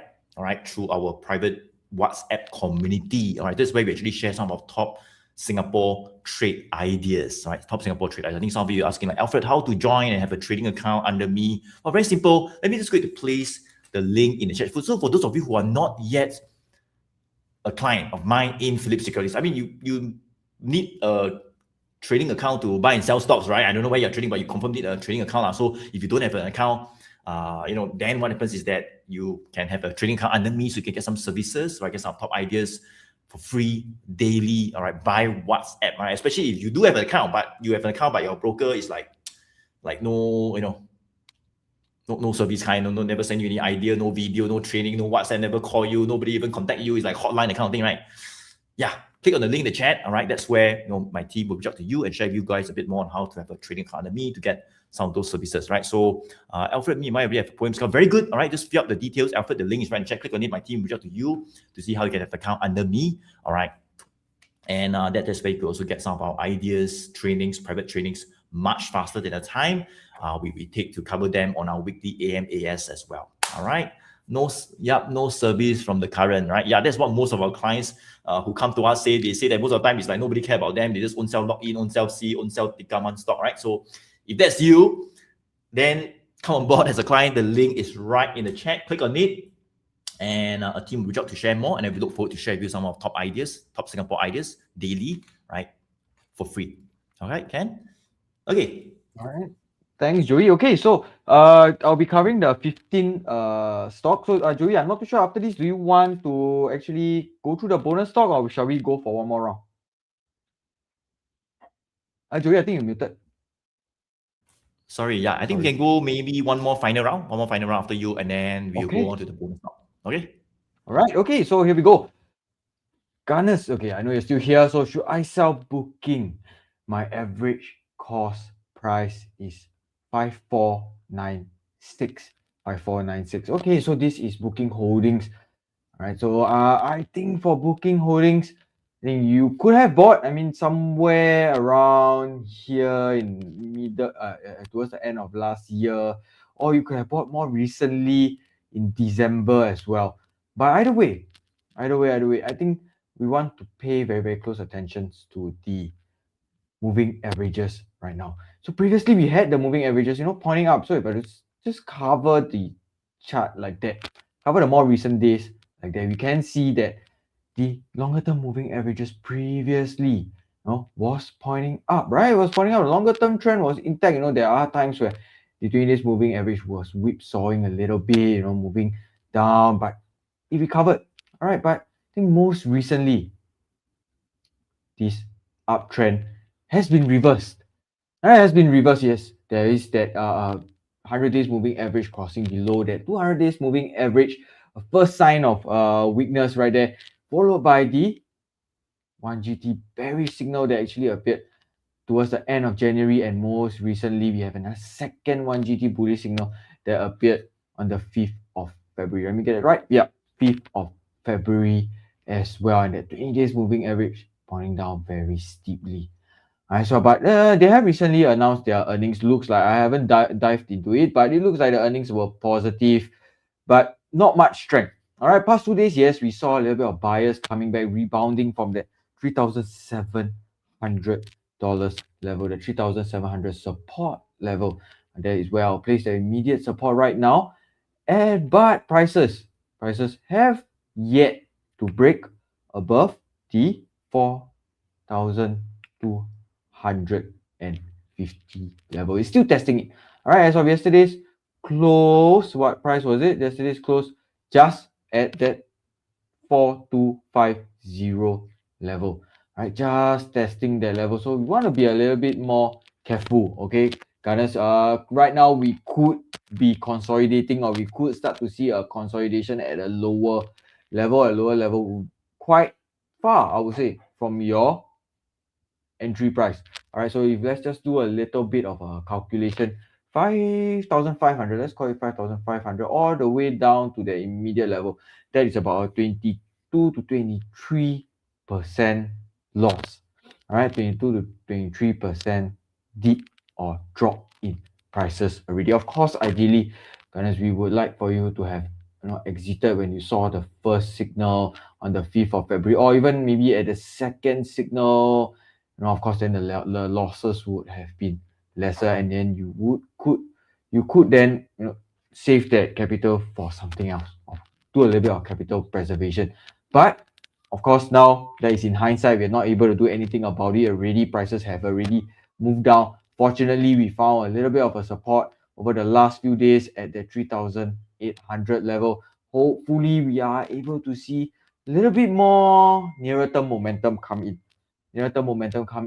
As prices test at 4,250 and break above it, which would be opening up that next upside towards that 4,600 level. All right, so with that trailing resistance on, all right, that trailing resistance on, you can see that that trailing resistance is right exactly at that 4,600 level again. So that is pretty much a very, very key level that you want to actually watch out for at this point, because if prices are kept below this level, the likelihood of continued weakness is higher. All right, if prices are able to break above that 4,600 level, wouldn't you agree that that upside or that nearer term momentum could drive prices higher back towards that $5,000 psychological level? So makes sense, right? So you want to be a little bit more careful. If prices are not able to break above that 4,250, consider put into consideration a stop loss plan. You do not want prices to head down below 3,800, even falling towards that $3,000 psychological level. Then your losses would then be extended already. All right, so not too good. But for now, place two alerts. I would say place two alerts. Maybe one alert maybe at the 4,300 level, above that 4,250 level. Second alert above the 4,600 level. And if you are able to place a 1GT technical alert for a new buy or sell signal, I think you should place that as well.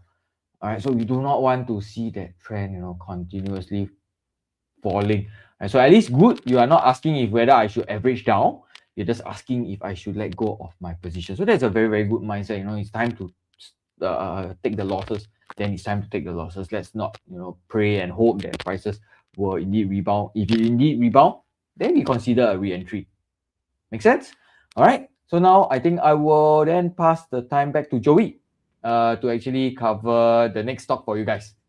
All right, thank you so much. Let's just do one more final round as promised, right? So my apologies, guys, all right? Apologies if we cannot cover so many stocks. I think we covered like about 15 over stocks already. There's more than 40, 50 over US stocks on last count, right? we probably will take a few hours to cover all of them. So we cannot cover yours, so sorry. All right, maybe you can join us the next time, but we try our best every Friday to add more value to you, right? So hopefully you understand, right? Okay, now let's go to share the next stock. I think that is asked by Yen. All right, Yen. Okay, let's see where is the stock. Right over here, right?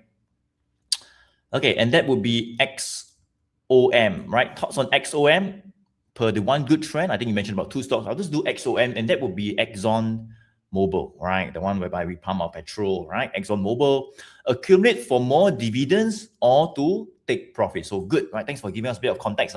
You got in average cross $54. Now it's 148. Right, so confirm making money already. Very good, very good. And you're making quite a decent sum of money, but you're actually thinking about accumulating more, buying more, right? Most people would actually be thinking about like selling, take profit, better get out already, right? Because up a lot already, right? But you're actually thinking about accumulating more. And that's good, right? That's the right belief, the right mindset to have as part of the one good trend framework. That's what we advise as well. Because if the stock is strong, why do you always need to think about taking profit? You can also buy some more, right? And right, even more and maximize your profits as it goes up. Does it make sense so far? All right. So that's how we could really grow our portfolio. Right. So let's take a look at Exxon Mobil right now. Right. And you can see that for Exxon Mobil, well, the long-term trend is up. Red above the blue since like last year, August. Very strong long-term trend. In fact, we broke this resistance level at about the 120. Look at this. We broke the 120. Started to really move up. So long-term trend is up. Short-term trend was sideways a little bit below 120, but you can see, right, the green line that was flat, when it broke the 120, there we go, all the way up. Is it still pointing up? Yep, I think it's still pointing up. So still okay, right? So long-term trend is up and the short-term trend is up as well. Now, very simple. Let's go ahead to maybe turn on the 1GT Pro indicator to get a very quick indication, right? Pump. So you can see for this Exxon Mobil, right? XOM. Since last year, August, pump. Another one, right? This was when we broke the 200, right? The final one, and there we go, all the way up. So we actually got 1, 2, 3, 4, 5 bullish signals since like August already, not last week or last month, August, very, very long already, okay? I mean, like over here, all right? When it was around $110 like that, all right? I mean, from the very first bullish signal to now, is about a 37%. Pretty okay. I mean, 37% in about 4 or 5 months. Pretty okay, right? I mean, and there's still no bearish signal up right now, right? So it looks quite okay. What we could do is to also turn on the trailing support very quickly. You can see that as the bullish signal popped up in August, we got a trailing support following Exxon as it moves up, right? Up, flat, up, flat. Of course, when it broke the 200, we started to move up quite fast, right? So the trailing support also started to follow it up fast. You see what I'm saying so far? All right, follow. And right now, the trailing support is right over here around the 142 level, right? And there's some space between the trailing support and the price. Why? Because as I said just now, the trailing support gives the stock the breathing room to move. It accounts for any volatility. Give it some allowance. So you follow also, but don't follow too close. Let the stock breathe a bit, right? Don't be like a stalker, right? Give some space, all right? You can go up, then you follow some more.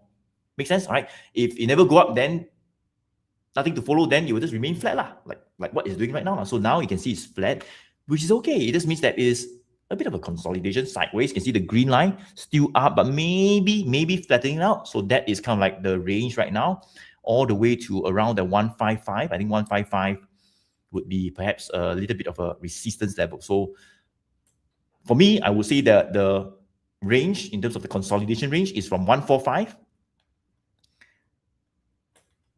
to 155, right? So it's like a $10 range, up, down for the past 2 weeks, 145 to 155, right? The trading support at 142 is slightly lower, because there's a bit of space given, so slightly lower. So as long as you stay above 142 to 145, it still looks good. Those could be grounds to think about accumulating on dips. Of course, if you want to take some profits near the 155, take some, never say take all. Why? Because it still looks good. So normally we don't want to take all. Because if you take all near 155, then what if it breaks 155? Then you go up some more to 170, 160. Then I wasted. See, that's not so, right? So we normally, if it's strong, we try not to take all profits. You want to take some, okay, right? But don't need to take all, okay? But for me, I think it's quite bullish. above 145, above 142, uptrend intact, long-term trend is up, short-term trend still up. All right, any lift off the 155 resistance could trigger the next phase of upside, all the way to maybe the 170 to 180 targets could be raised. And when that happens, I can tell you the trailing support will also continue to follow it that up, right? Giving it the space to hopefully move even higher. Does it make sense so far? All right, so that is for XOM, Exxon Mobil. And I want to answer some questions. So I think some of you were asking like, Raymond, right? No service from your current broker. Chat with me for joining a team. Raymond, very good. So go to few, click on the link in the chat. All right, Raymond. That's where my team will definitely contact you, chat with you, share a bit more, all right, on some of the services. So if you're not getting any service from your current broker, as I say, most of our clients face that before they come to us. It's just like a hotline, it's just like an online app or website. You just log in and own self trade. No service one. All right. And by the way, guys, just to confirm, you don't pay anything more. Confirm, right? Just to be very 100% clear, you do not pay anything more. All right. Then some of you might say, how come got service? Correct, so I don't know, right? So most other brokers, it's just like own self, carry on, do yourself run. But for us, most of our clients trade online, but we do provide some service, some ideas, personalized attention, WhatsApp communication, all right, private trainings as well. And that's what you want to do, right? So Alfred also said no service from current broker, all right? So check it out. The link is right in the chat. Click on it.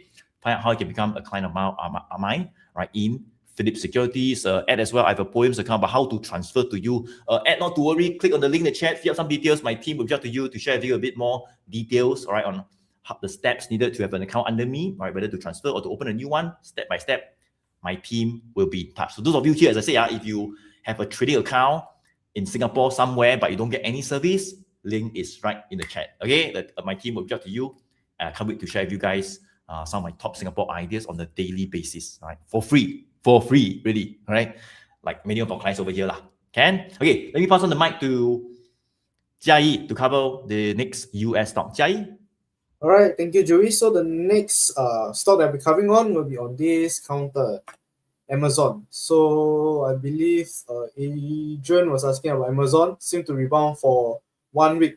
Is it time to actually add more shares now? So I'm not too sure when you say add more shares, is it you previously have some shares or what? But no, let us just look at the chart wise for this counter. So I think Amazon previously actually was showing strength back then, but I think for now, if you just look at the chart wise, it's actually the 20 days. The 20 days moving average is actually starting to point down already. You can see from here, 100 days moving average is also pointing down, but the 200 days is still up. But I would say for now, if you just look at the chart wise, it's kind of seeing some resistance actually, which was previously a support near this 210. So why would I say it's actually a support previously?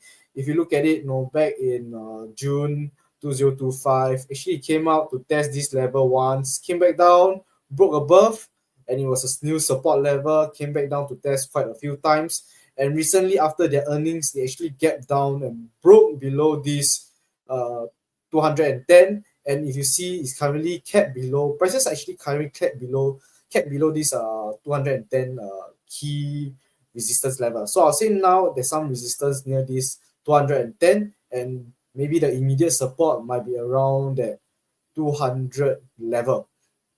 So if you are looking to maybe buy this counter, I would say for now, if you just turn on the 1GT indicator, you can see that there's a 1GT bearish signal, which indicates that there's a selling pressure, and also the 100 days and also the 20 days moving average is actually pointing down, which indicates more weakness for this counter.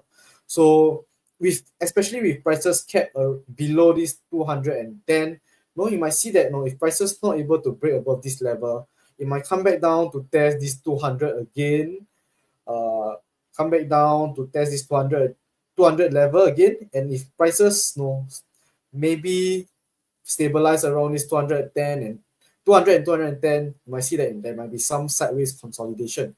But if prices actually break below this 200 level, which is also quite a psychological support level, you might see that there might be more weakness towards that 180 or even that 160 level, which was previously the low back in March 2025. So I would say currently with this weakness in this counter, I would say wouldn't recommend you to actually add any shares for now or even buy shares. But if you are actually holding to this counter, you can actually secure some profit if you previously bought it at quite low price, uh, around this resistance level of 210. But if you are holding to this, or if you are thinking of adding on to this counter or buying into this counter, I would say for now best is to wait for price to actually stabilize. See how the price movement is first. If prices break below the 200 and there might be more weakness, I would say best is to just monitor first and not enter into this counter at all. So hope that answers your questions, Adrian. If not, I think that's all for Amazon. I'll pass on my time to Bervin to actually cover the next stock. Alright, thanks, Jai. Okay, so let's go for the last stock before we share our individual bonus stocks for today. Alright, here we go. Jenny. So hopefully Jenny is still here, right? Okay, so let's go. You're talking about Pfizer got in at around 43.35, now 27. Any what can I hold for possible recovery or time to just sell off? Okay, so what I'm getting is you bought it at about 43.35. Now it's around $27. Should you hold for possible recovery or is it time to just sell off? All right, so 43.35. Surely it's not a typo, right? It's so specific. So that means you have been actually holding for at least 3 years lah. At least 3 years plus. Okay, so I got the 1GT bullish and bearish signals off. I'm going to just turn it on very quickly. Okay, so we have a bearish signal right there in January of 2023. Few more bearish signals coming all the way down. So you guys can see if there's a bearish signal, there's a possibility of prices falling. Another 1GT bearish signal, prices fall again. Another one, prices fall. Another one, prices fall. Another one, prices fall. So I think if back then you ask me, is it time to sell? I would say, yeah lah. I think it's definitely not a time to buy. It's a time to be selling. If you want to take a short position, I might even encourage you to do it at the same time. So then we have that 100 days, 200 days, 20 days moving average, all pointing down, signs of a downtrend, and then prices consolidated for a good 2 years. And finally, I think most recently, we saw a little bit of a signs of recovery. A little bit signs of recovery. If you ask me back then, is it time to buy? Also, no, not really. Still time to sell. But I think Jenny held it for quite a while, maybe even 3 years already. 3 years already, and most recently we have what looks like let me just get off that, a bullish crossover right here in October. All right, so in October, that 100 days moving average finally crossed above that 200 days moving average, that green line above the red line, above the blue line. Right now, there is a possible recovery, Jenny. I will agree with you, there is a possible recovery. But what do we want to find out? What is the resistance? I think would be the immediate question on my mind right now. So at $27, the current price, the immediate resistance would be right around that $28. This was where, right, maybe even 28 to upwards of $28.50. This was where sellers had previously came in way back when in July of 2024. So this is what we call a multi-year high.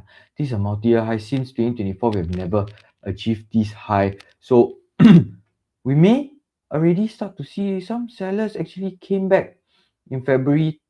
Let me just zoom in a little bit for you. In February right there, and push prices down, finding a temporary support right around that $26.50.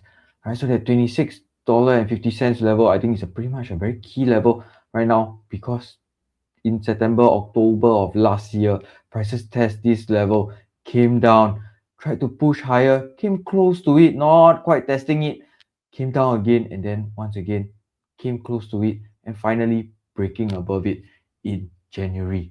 So I think right now, Jenny, you want to place some stop limit orders. All right, place some stock limit, or at least place some alerts at that $26.50, just under it.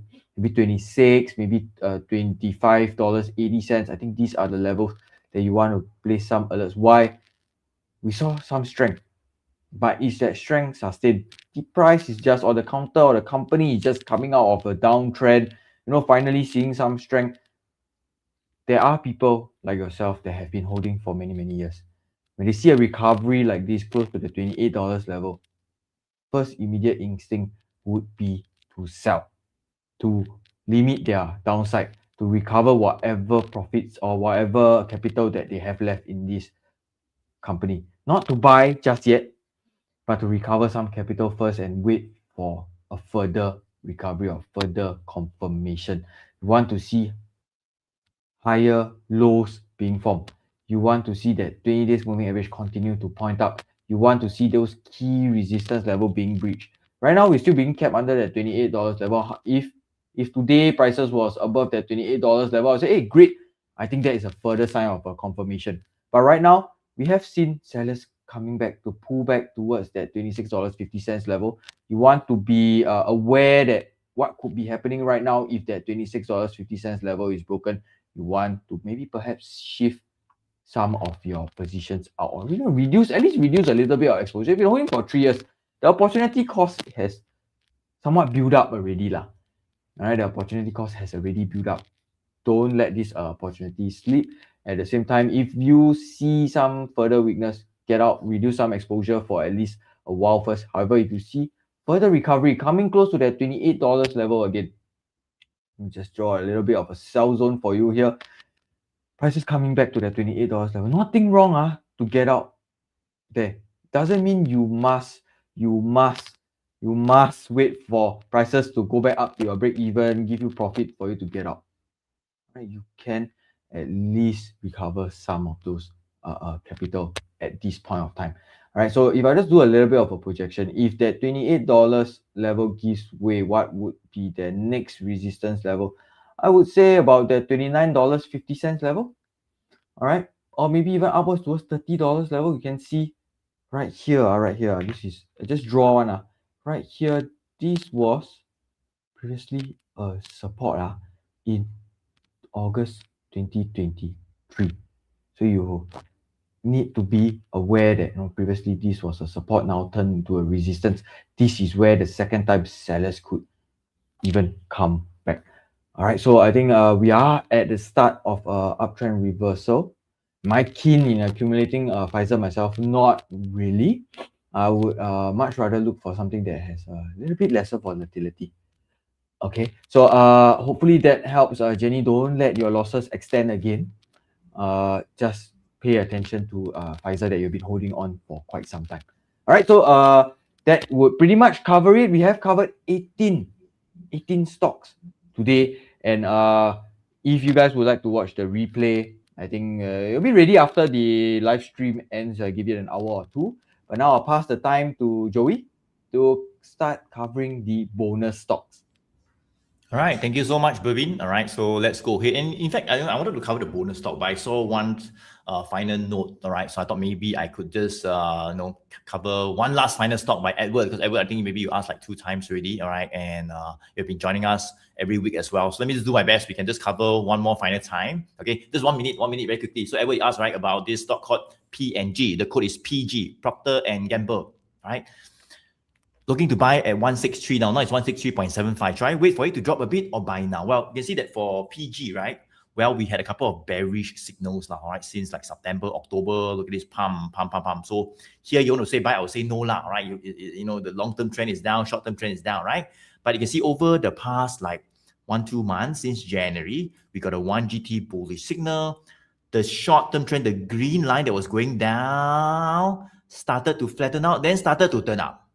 Right, so if you've got in over here, I think that would be even better lah. I mean, that is where we got the signal, we got alerted to alert us to maybe take a potential trade reversal back up. Right, so that would be better, right? Of course, you can see that we have gone up by a bit already over the past 1 month plus, right? About 15, maybe 14-15%. So quite okay, right? Quite okay. But the thing is that if you haven't got in, could it be still a good time to think about entry? Well, I would say support would have came out around the 155 to maybe even around the 160. So if you say, should I wait for it to drop a bit or buy now? Well, if it can drop a bit, good lah. But sometimes doesn't mean you want it to drop, means you'll drop more, right? It might not drop, then you queue low, then you cannot buy anything, and then before you know, you go up some more, right? So if it does drop, to near 155 to maybe even 160 there, I think that's where some bargain hunting can come back. That's also where the 20 days green moving average line is as well. So that's where you could potentially think about getting in.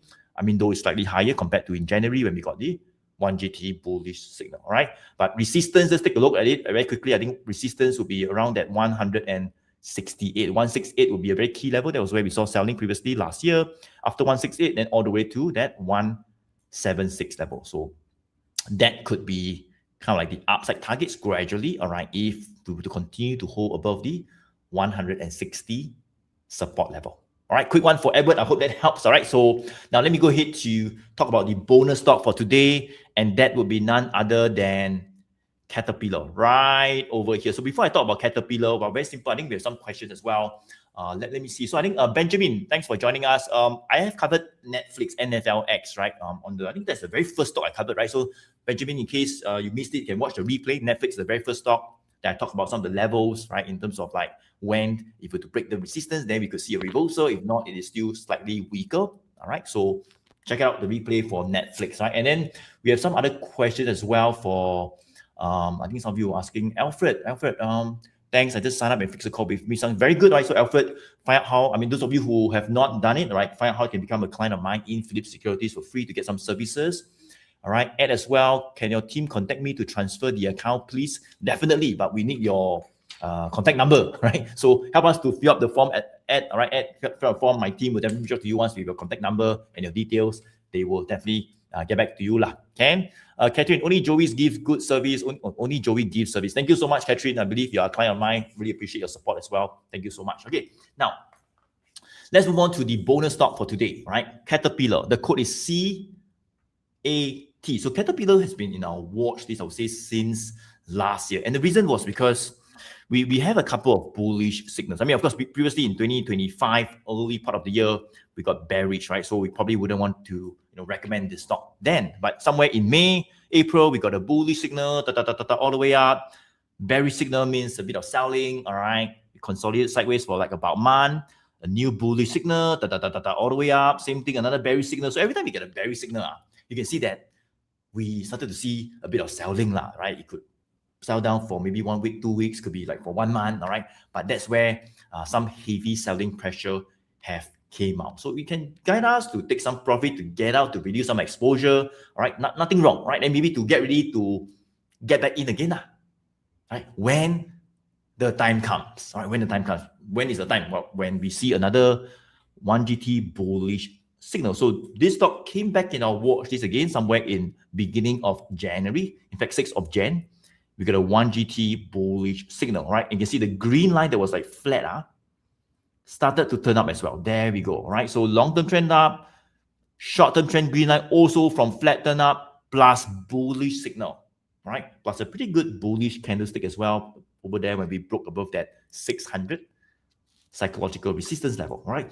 And we are right now at about 752. So I would say right now, we have pushed up from 600 all the way to 750. We could be seeing a higher support now being found already. So this support over the past 2 weeks would be somewhere around that 740. I think 740 to 740 to 730. I think right over here, right? 730, 740 seems like that's where some bargain hunting have came out. In fact, last night, right, we actually traded all the way down. We got a long lower shadow. It's a red candle, agreed, right? That's where we close below the opening price. But if you look at it properly in terms of the shadow, in terms of the wick at the bottom, it means that it went all the way down in the morning or in the afternoon, right? But at somewhere near the day end, buyers came back and pushed it all the way back up, right? And it closed somewhere near the day high or maybe somewhere above the middle of the day, all right? And that's a positive thing. It means that buyers are coming out to defend this support zone. So that could be a potential good entry, especially if you see bullish reversal candles coming out right over there. All right, it could be a good entry still all the way towards the 800. I think 800 will be a psychological resistance level for now. So I think the range is like 730 to 800, right? That is pretty much the range right now for Caterpillar. So that's where you could think about getting in on dips, all right? Accumulate, have a plan, right? Of course, if we get a bearish signal coming out eventually, and then the green line starts to point down, and then maybe you're going to be careful, you want to take some profit and get out, right? But as of now, it hasn't happened yet. Last night, seems like buyers are coming out to defend that support. So overall, still looks pretty bullish, still looks pretty okay, above 730 to 740 higher support level. All right, so that is my bonus stock for today. Caterpillar, the code is CAT. Now, let me pass on the mic to Jai to cover his bonus US stock. Jai? Right, thank you, Joey. So the next, my bonus stock will actually be on this counter, which is on Western Digital Corporation. So I believe mentioned before this counter previously as well. So actually, we just look at the chart wise, it's been going up trending since back in April when there was a 1GT bullish signal, and actually previously it was trading around that $50 or even that lower than that $75. So since then it's been going up, showing more strength, and it broke certain key resistance level, and there was more 1GT bullish signal actually appeared. So if you just look at the chart wise, currently there's 3 1GT consecutive 1GT bullish signal, which indicates that there's still strength in this counter, and the 200 days moving average and the 100 days moving average are still pointing up. But I recommend this counter doesn't mean that you should enter around for this counter as of now. So if we just look into the chart wise into this counter, you can see that currently this counter is actually near that $300 psychological resistance level. You can see that price actually came to test or try to break above this 300 resistance level quite a few times. Went up but couldn't stay above, couldn't close above, came back down. And actually in Feb 18 Feb, it went up above the 300, but also couldn't close above this 300 resistance level. So I would say currently prices are actually still near that 300, still kept below that 300 psychological resistance level. And I would say the support might be around that 200 and maybe 70, but the next support will be around at 250. So if prices consolidate slightly around this 270 to 300 level, that might be a healthy consolidation. And if prices continues and break above this 300 and push above this 300 and close, you might see that there might be more potential upsides towards that maybe that 340 level or even at 350 psychological resistance level.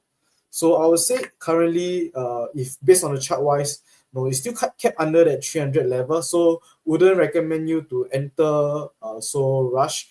But it's good to add into your watch list since this counter is still showing strength and there's 3 1GT bullish signal. And if maybe prices break above, because as there's some consolidation below that 300, if prices break above that 300, there might be another 1GT bullish signal that actually appears, and that might be an additional indication that there might be more upside for this counter.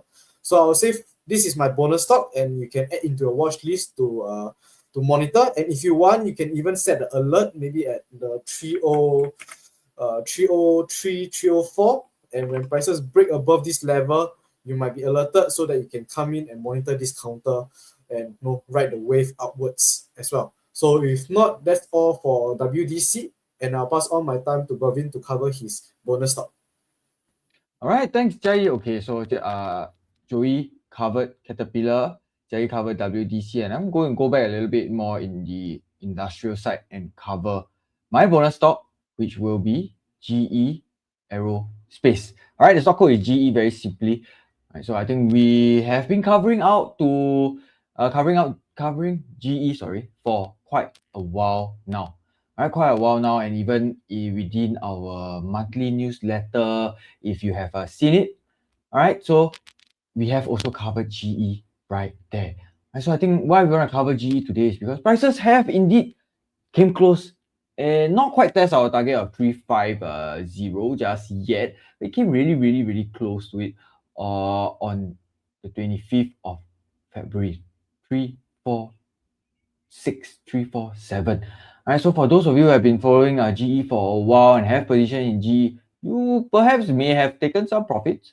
I would say nothing wrong with that. Prices are at an all-time high already. Right, so we first started covering it, I think, way back in 2024, and prices have moved up quite a little bit already.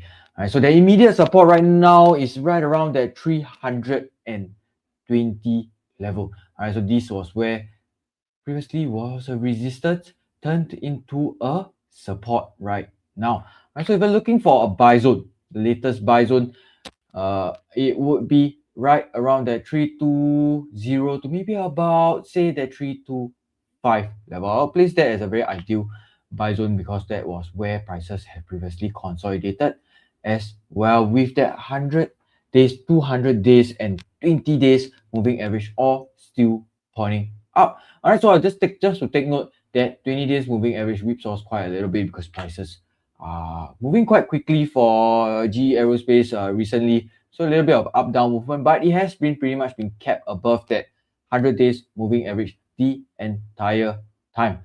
All right, so you want to just take note of that key levels for GE Aerospace, and here I would like to actually extend out our target a little bit more. If the 350 level actually gives way, I would say the next target level would be upwards towards that $380 resistance, and subsequently that $400 level. But I would say let's take things one step at a time.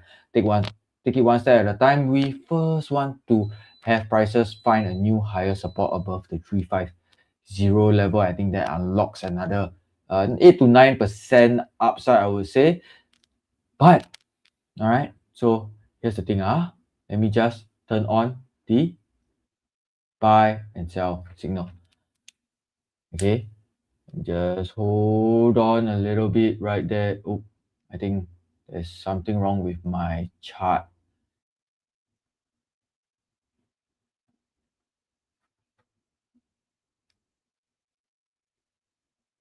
Okay, no matter. Let me just try another one here, GE. Okay, we go. Just turn off that trailing support first. Okay, so the nearest 1GT bullish signal appeared on the 17th of Feb. Previously, we had a 1GT bearish. Prices pulled back quite a little bit. As you can see, that 20 days moving average was pointing down at that point of time. And as it started to slope up again, we had the new 1GT bullish signal. So currently, there is only one 1GT bullish signal, and perhaps if that 350 resistance gives way, we could see another 1GT bullish signal appear as well. All right, so I think GE Aerospace will still be one of the key stocks that we are watching. All right, one of the key stocks that are watching. And if you haven't added it into your watch list just yet, hey, I think it might be time to start doing it. All right, so that is my bonus stock. Now, I think maybe I'll pass the time back to Joey so that he can wrap up for today. All right, thank you so much. All right, Bervin and Z, all right, for sharing your bonus stocks. So basically, guys, the 3 bonus stocks are Caterpillar by me. The code is CAT. We have Western Digital by Jia Yi, and Bervin just shared on this US stock called GE Aerospace. GE Aerospace. So I hope all of you have gotten value in today's. As I say, our apologies if you cannot cover all the US stocks, but if you have covered yours, we hope that you have gotten a little bit clearer on what to do. All right, and I think some of you also mentioned a little bit on your trading account as well. Like I think we have Miss Pang also be contacting you for transfer of account. Yes, definitely, right? So fill up the details, right? The link is right in the chat, especially if you are trading, you don't get much service from your own broker. Link is right in the chat. Fill up the details, your name, your contact number. My team will be in touch to share more with you, and we look forward to welcome you on board to get some of those services, right? For free, top ideas for free at no additional cost at all. All right. So type a V for value, guys. If you got value in today's AMAS session, let me know if you got value. Let me know, right? If you got value today. Type V for value. I want to make sure all of you got value today. All right, in today's session, V for value. All right. Okay, thank you so much. V, I see a lot of V, right? Value as well. Value. All right, Catherine, Fiona, Claudia. All right, thank you so much. So very simple. All right, I think we have come to the end of our Friday weekly AMAS session. So one final call, if you're not yet a client of mine, in Flip Securities, the link is right in the chat. Check it out, click on it. And one thing I want to add as well is that we have been talking about the one good trend strategy. All right, we don't have time to dive into it. We don't have time to share the entire 7-step checklist, but if you want to find out a little bit more about the entire framework, or maybe even have access to a tool like this, the One Good Trend Pro Indicator tool, all right, to guide us on entry and exit, to know when to get in and also when to get out, you can attend a free webinar, right? We don't do this every week or every other month, or we stop for like 1 or 2 months. Right now, we are opening up again next week, next Tuesday on the 10th of March. We'll be having the first the One Good Trend webinar. The link is right in the chat. Click on it, attend it, all right? And that's where I will look forward to share more with you about the entire One Good Trend strategy. All right, Ken. So thank you so much for joining us. Right. Anything to add, Jia, Babin? Nothing much from me, but I would like to say that if you guys haven't attended Joey's webinar before, all right, it's completely free. It's completely free. You don't need to pay anything. You just need to fill up your details very quickly. You will receive an email. You can join. It's all on Zoom. You don't need to show up anywhere physically, anything like that. Everything is done online in the comfort of your own home, right? Using your own laptop. All right. So if you haven't gotten a chance, please attend. We would like to see you there as well. But other than that, I would say we are coming towards the end of the Lunar New Year.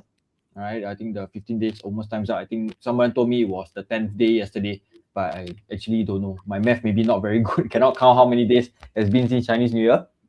And hopefully everybody had a good Chinese New Year, good celebrations with your loved ones, with your family. Anything else, Jai?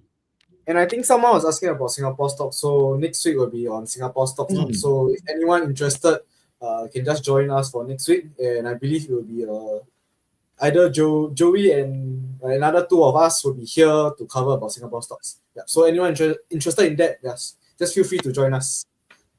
All right. Thank you so much, guys. All right. So yeah, we'll see you guys the next Friday, and you'll be back to the Singapore AMES Ask Me Any Stock session. We hope you enjoyed today's US Ask Me Any Stocks, the 3 bonus stocks, your stocks covered as well. Signing off. See you guys. Have a good weekend.